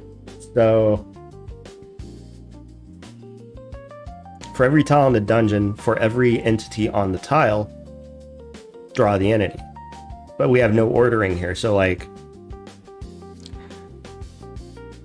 that's why that bug is happening. Because we're drawing like the warg first, and then when we get to the tile to the right of him, we're rendering the door, and because the warg is bigger than the door sprite renders on top of the wolf, the warg rather. So a way to fix this would be to loop through in a similar fashion. It's going to be very ugly code. Apologize in advance.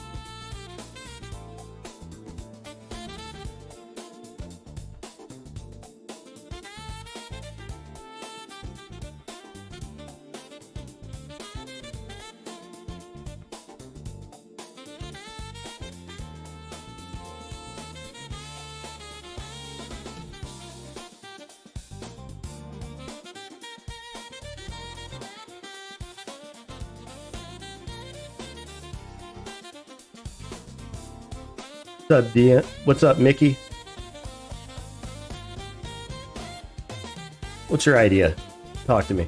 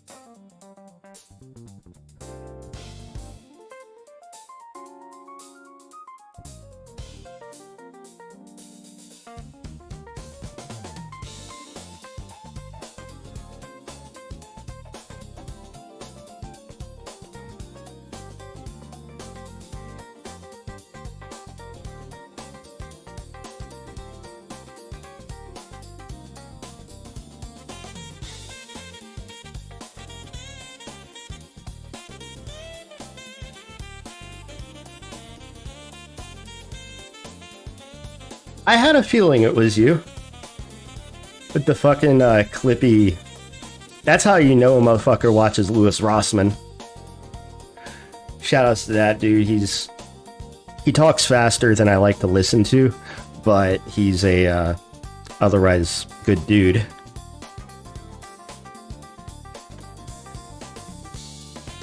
I could probably tolerate Rossman videos if I like slowed the audio down to like 75% or 50% even. But you're gonna do a stream, huh? Talk to me. What are you doing? What's the plan? What's the agenda?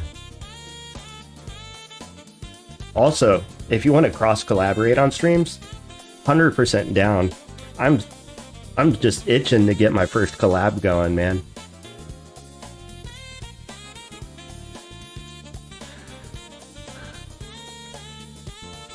This code is not fantastic. There's a lot of repetition here. It's not great. It can get organized and cleaned up.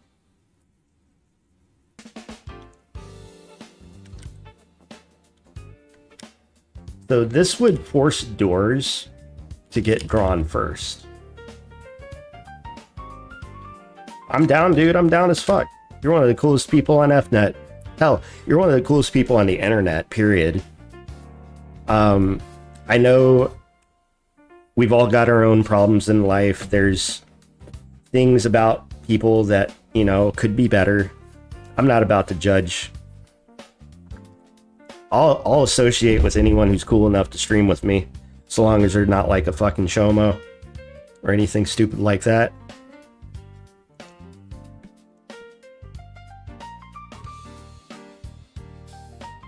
My baby just woke up too.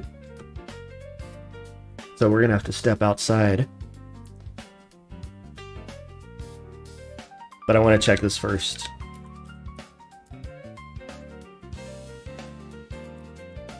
If I fix the drawing bug, we're probably gonna take a break.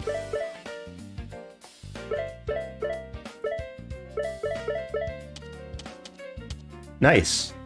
So the word now renders on top of the door. I'll leave this running for a moment. I'll be right back.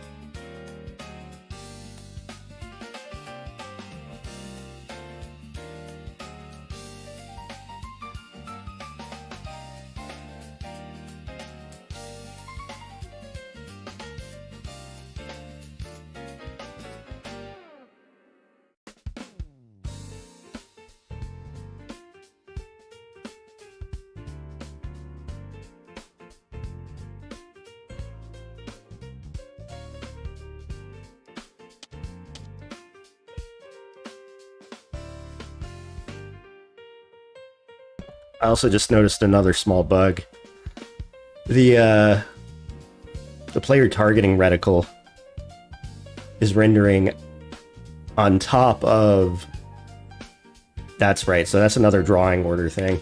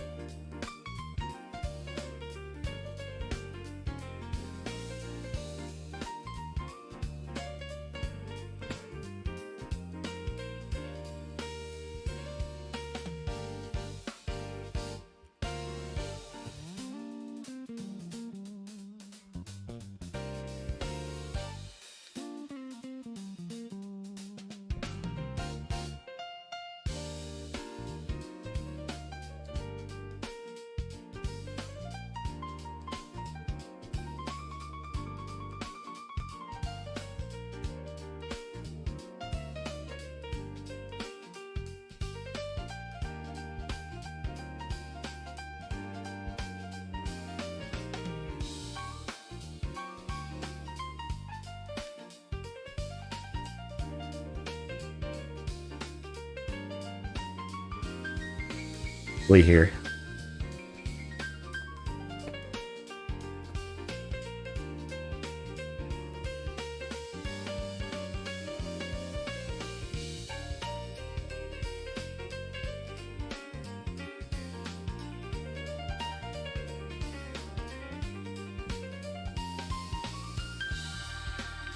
Yay, job rejection.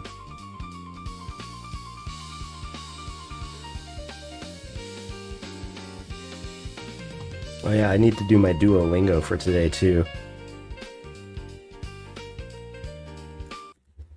Let me knock that out real fast. Y'all get to hear me speak in Mandarin.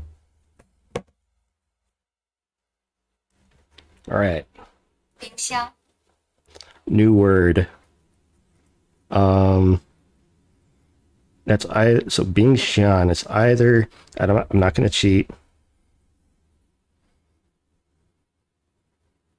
It's definitely not table. It's fridge. Fuck. Bing Xian. Bing Xiang. Bing Xiang. It's fridge. 它的冰箱大吗? 它的冰 Oh, there's my cat. Motherfucker, I'm in the middle of Duolingo. The fuck is your problem? Hi. Ready to get up on there. Thank you. 它的冰是大吗? Boo. 它的冰是很小? 桌子 Joza, that's probably table. 桌子 Joza, table. Jesse Wood, Shin. I've already forgotten the word. 桌子 Joza. 这是 Okay. 旧电视 Judianshi. Something TV. Old TV. 这是旧电视还是新电视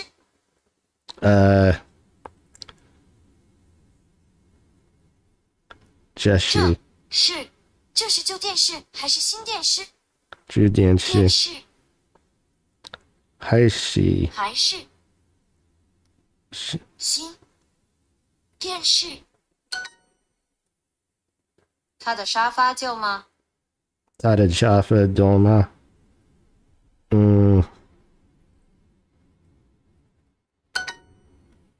你的冰箱大吗 Nita Bing Xiang Dama.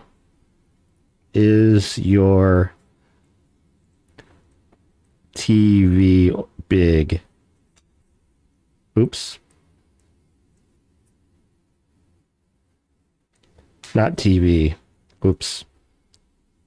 Refrigerator big.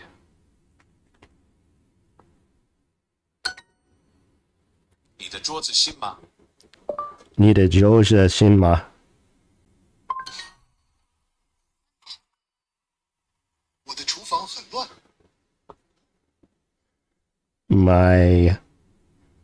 My Chung Fang.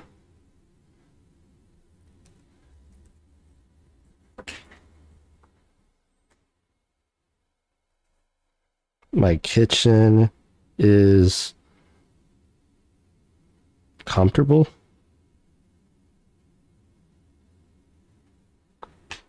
This is a new word, so it's either pretty or messy. Oh, it's messy. No shit. 王明的桌子乱吗 Wang Ming de 桌 Jozu 子 Dama.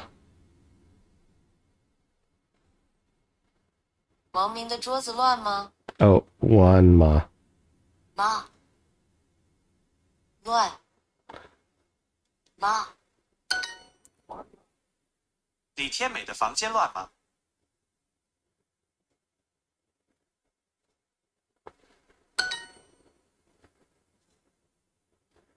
今天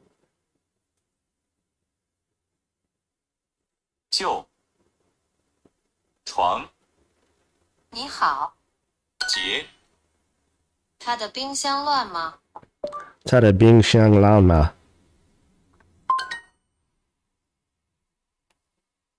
小，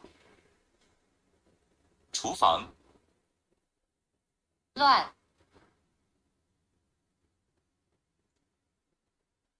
房间，桌子，冰箱，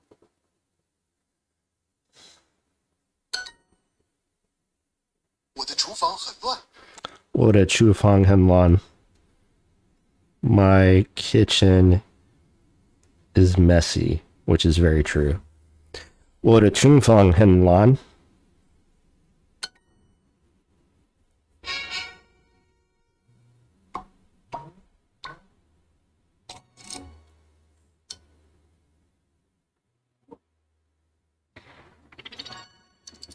Yay, extra XP for the next 10 minutes.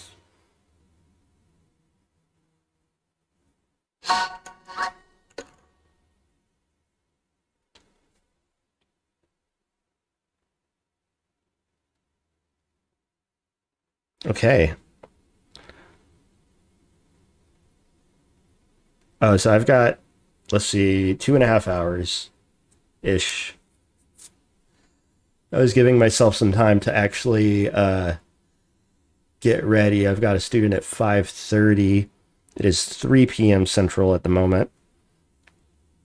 So I've got technically 2.5 hours. I could set my timer.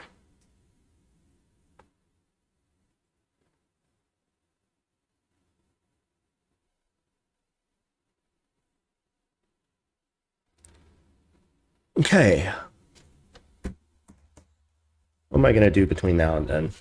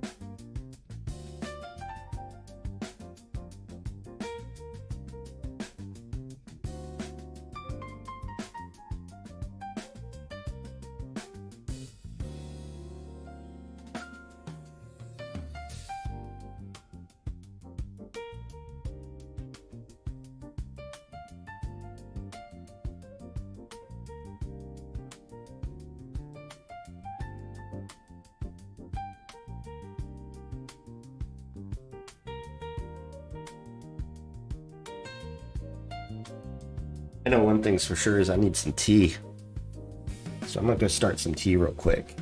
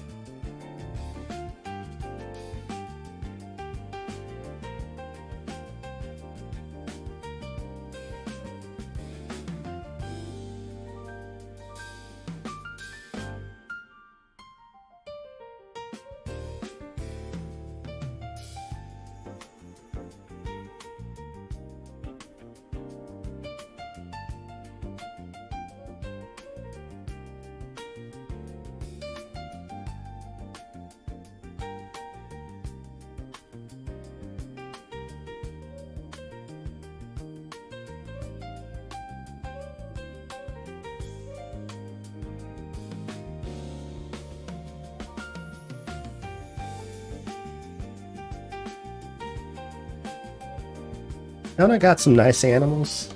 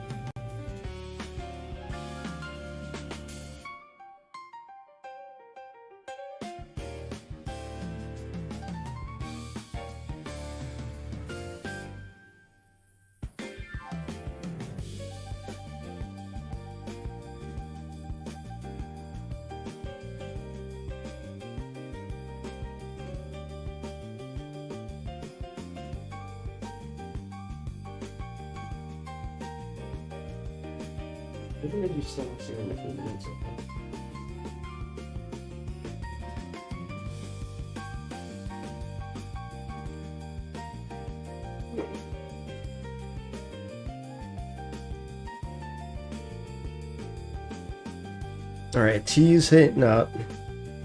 I'm about to take some medication also. Drawing where in each scene so that player target box renders beneath.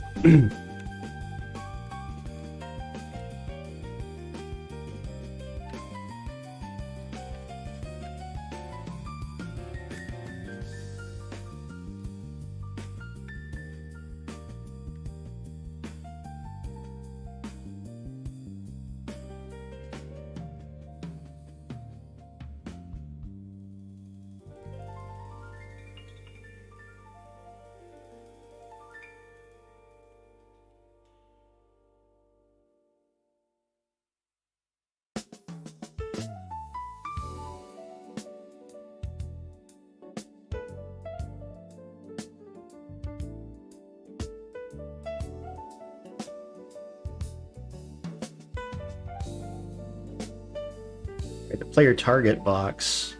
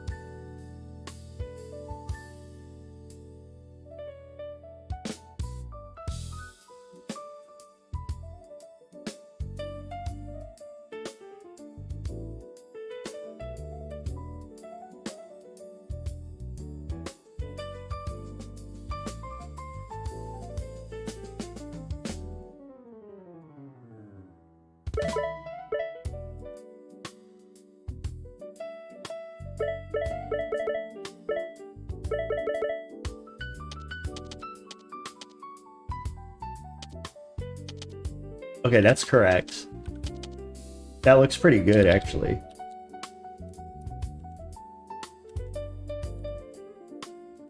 He's even drawing on top of the walls. It also looks really good.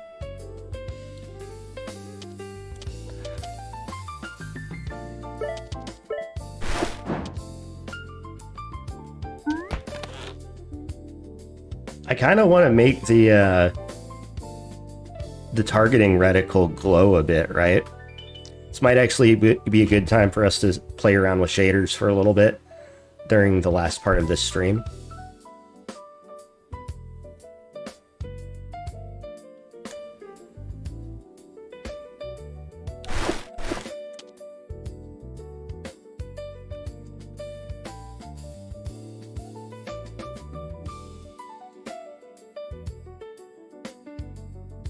We got those fixed.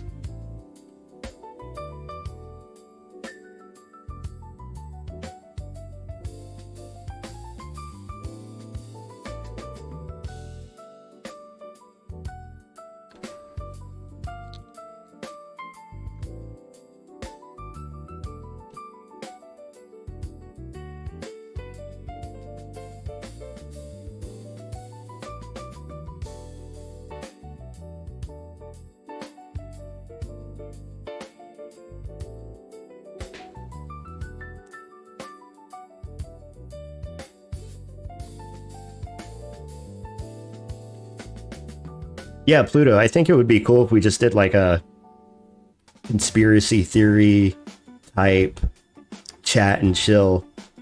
Like, I think both of us kind of occupy an archetype best represented by the character in the King of the Hill series, Dale.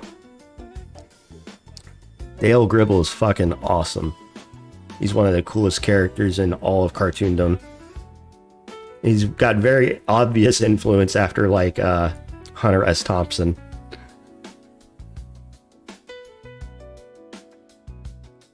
I can hear my water boiling. It should be ready. I hit it with some... Oh, fuck, I'm gonna have to pour some sugar. I just bought a new bag of sugar, so I have to put it into my container. What else are we doing? We wanna fuck with shaders.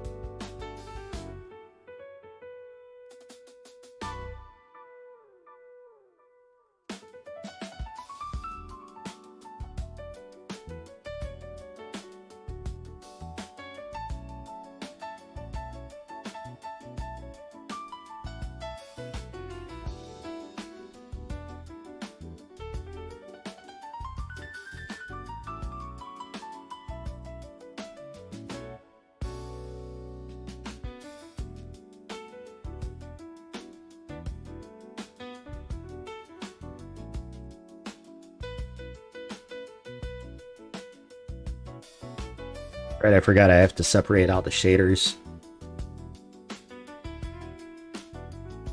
Depending upon which version it's loaded.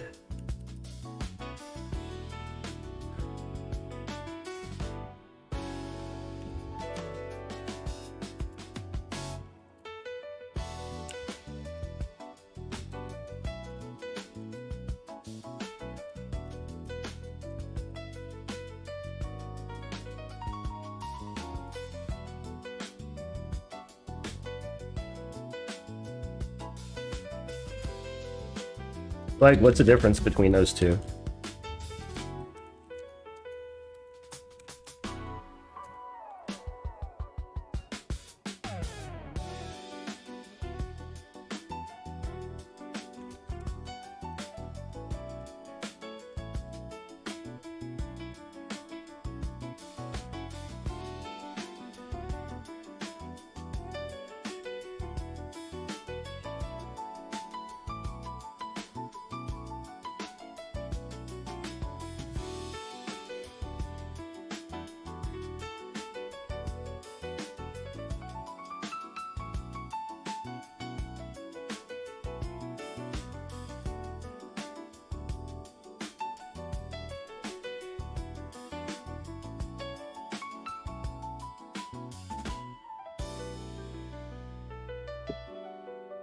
We don't want a red glow though.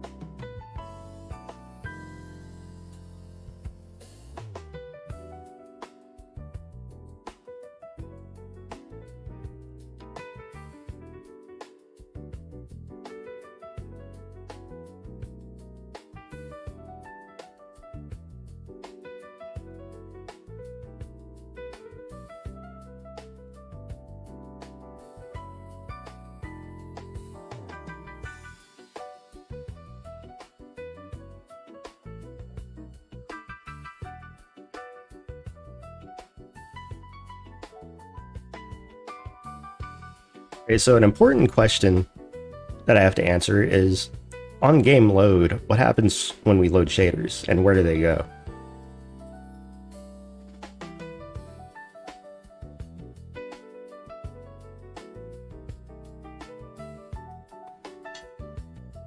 Well, we could keep them in a map, just like we're doing with a lot of other things.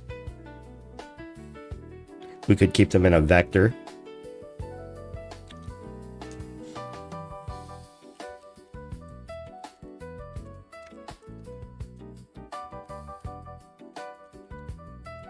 So here's our libdraw init.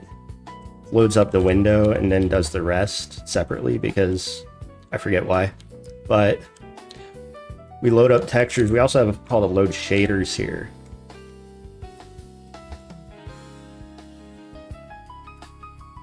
And at the moment, we're not even really doing anything.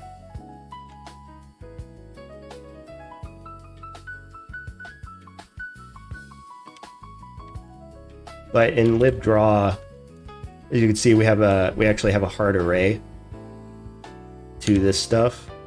Or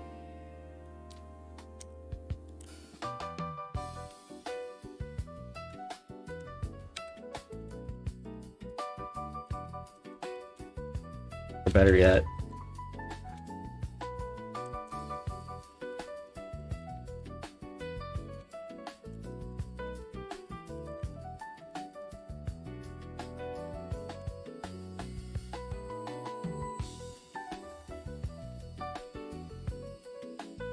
now we got a nice map of shaders. Or better yet, maybe we want to do a vector of shaders. No. We'll leave it like that.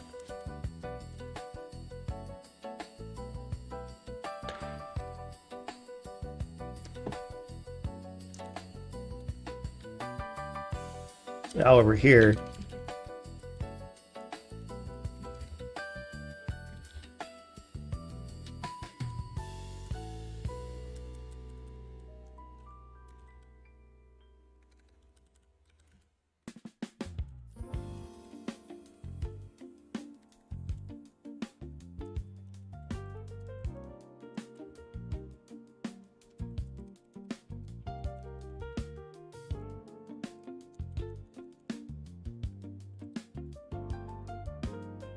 so before I actually begin assigning indices to each one of these shaders,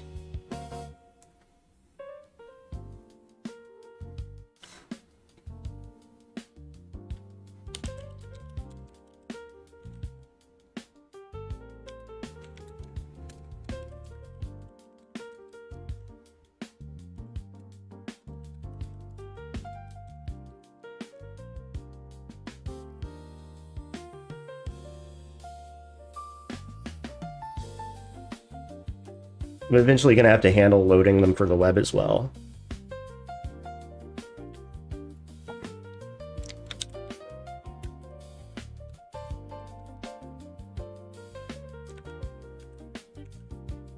What are you talking about? No matching function call.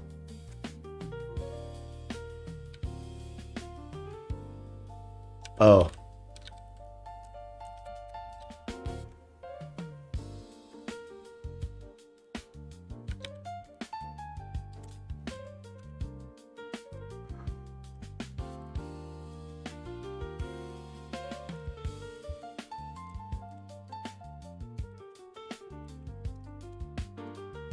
This will get us started at least before I do like real proper organization.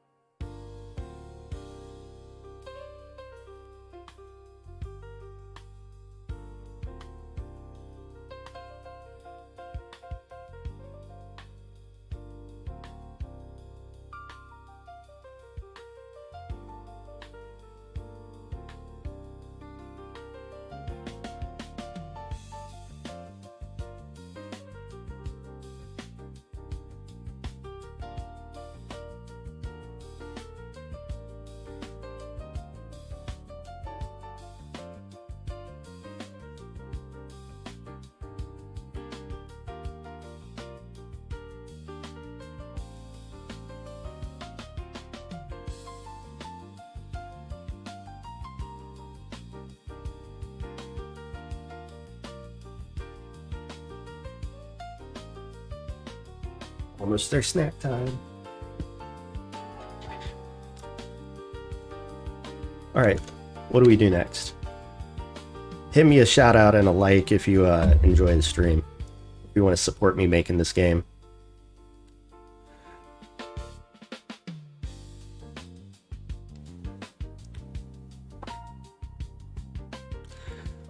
So upon loading a shader, right? In order to actually draw with it, to like actually use it,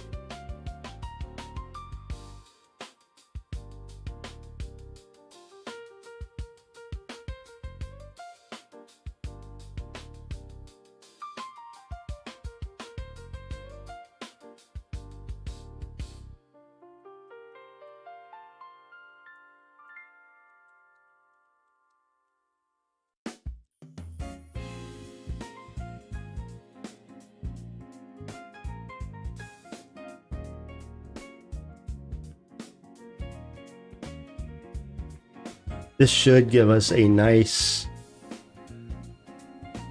green glow.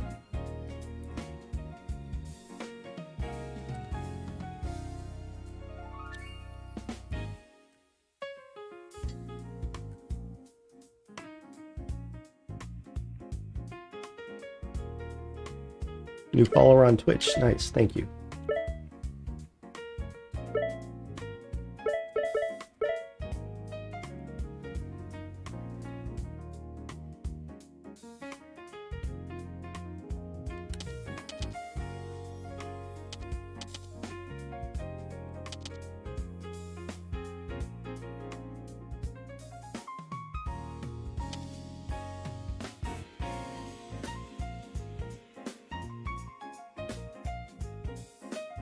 It should be pulsing. Oh, I know why it's not.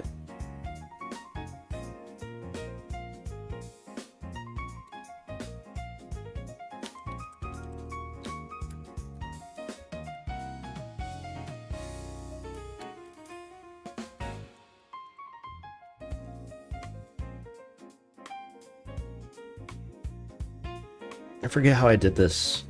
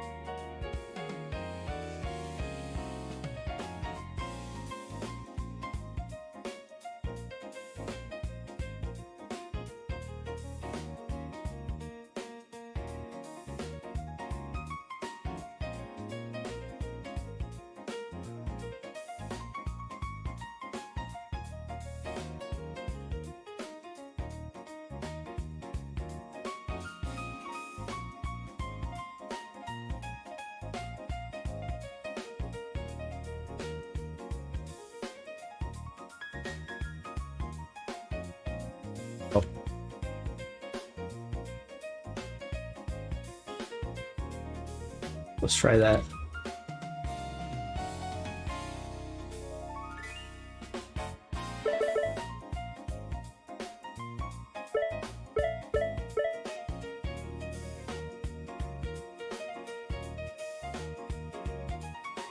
That looks pretty good. It's kind of bright though. And I wouldn't mind some transparency.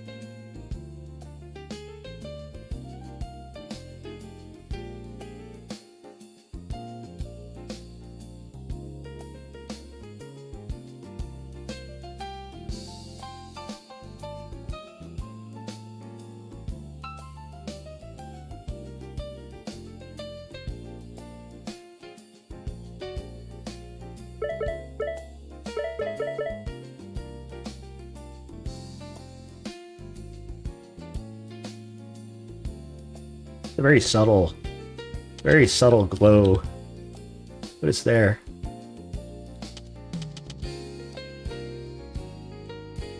You can't really see it that well.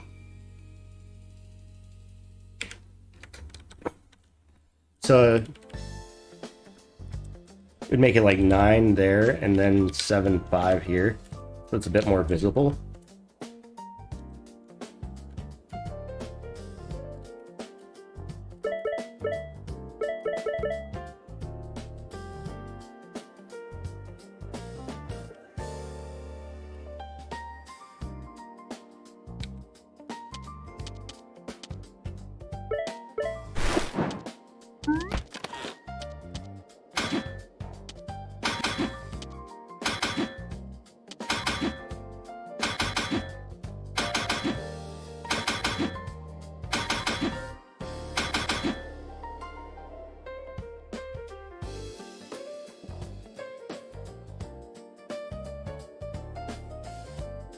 Another note that I want to write.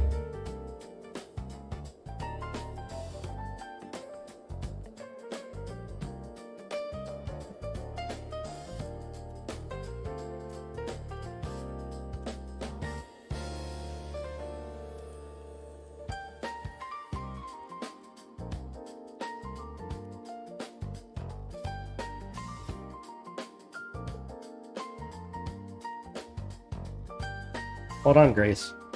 I might get y'all something in just a minute.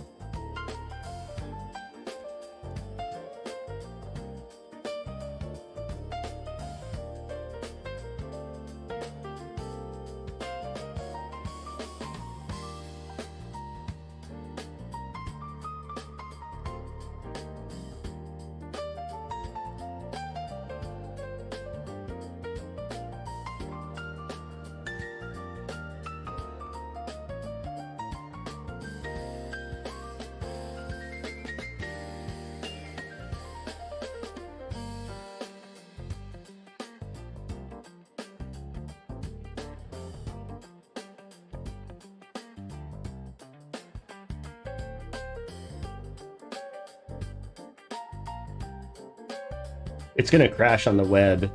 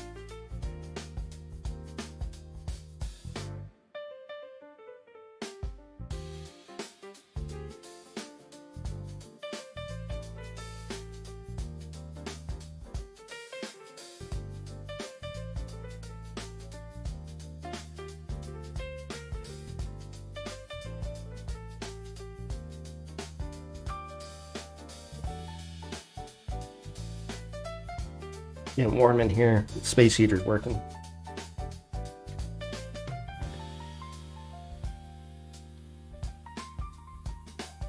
All All right, so let's copy everything over.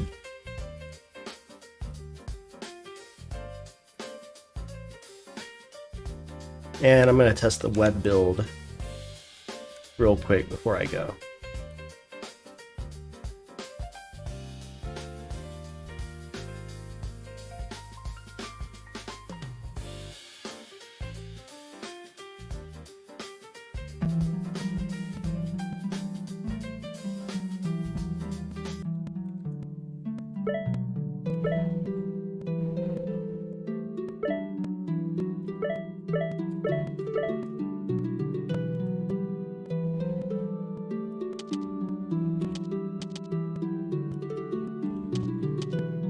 It looks like the shader's not working on the web for some reason.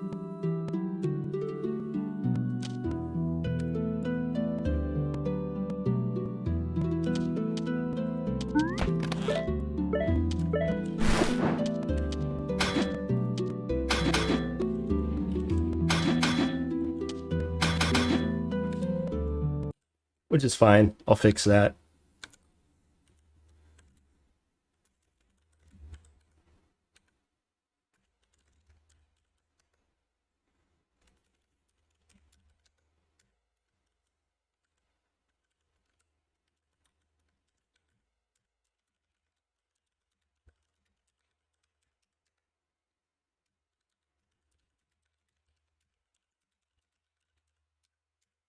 All right, y'all. I've been on for long enough. This was a good chunk of work done today. Again, if you want to support the stream, if you want to support me in my development efforts, the game is only $1. I appreciate everyone who likes and subscribes to this stream, but I definitely want y'all to actually start playing and help me catch some bugs that I might be missing. I'm going to go. I got to get ready for a meeting in a couple hours. Time to give my animals some snacks and eat some food myself. And, you know, if we do like one stream a day, you know, that lasts about this long, I think we'll actually get some real solid progress done over time. So I appreciate everyone joining, everyone liking the stream, everyone subscribing, everyone shouting me out and giving me props. Working on this thing. If you have questions, if you want to actually talk to me, if you want to hire me for development or tutoring or anything like that, just reach out. But you can play the current state of the game over at itch.io. That version's old. I'm going to have to update this title. But go check it out. Only $1. Pay $1 and get access to every version of the game going forward. So when it's fully, you know, a more working title, you'll have a lot more fun. Plus, you'll have already paid for it. Get the game ahead of time while you can, before I jack the price up. Until next time, everyone. Take it easy.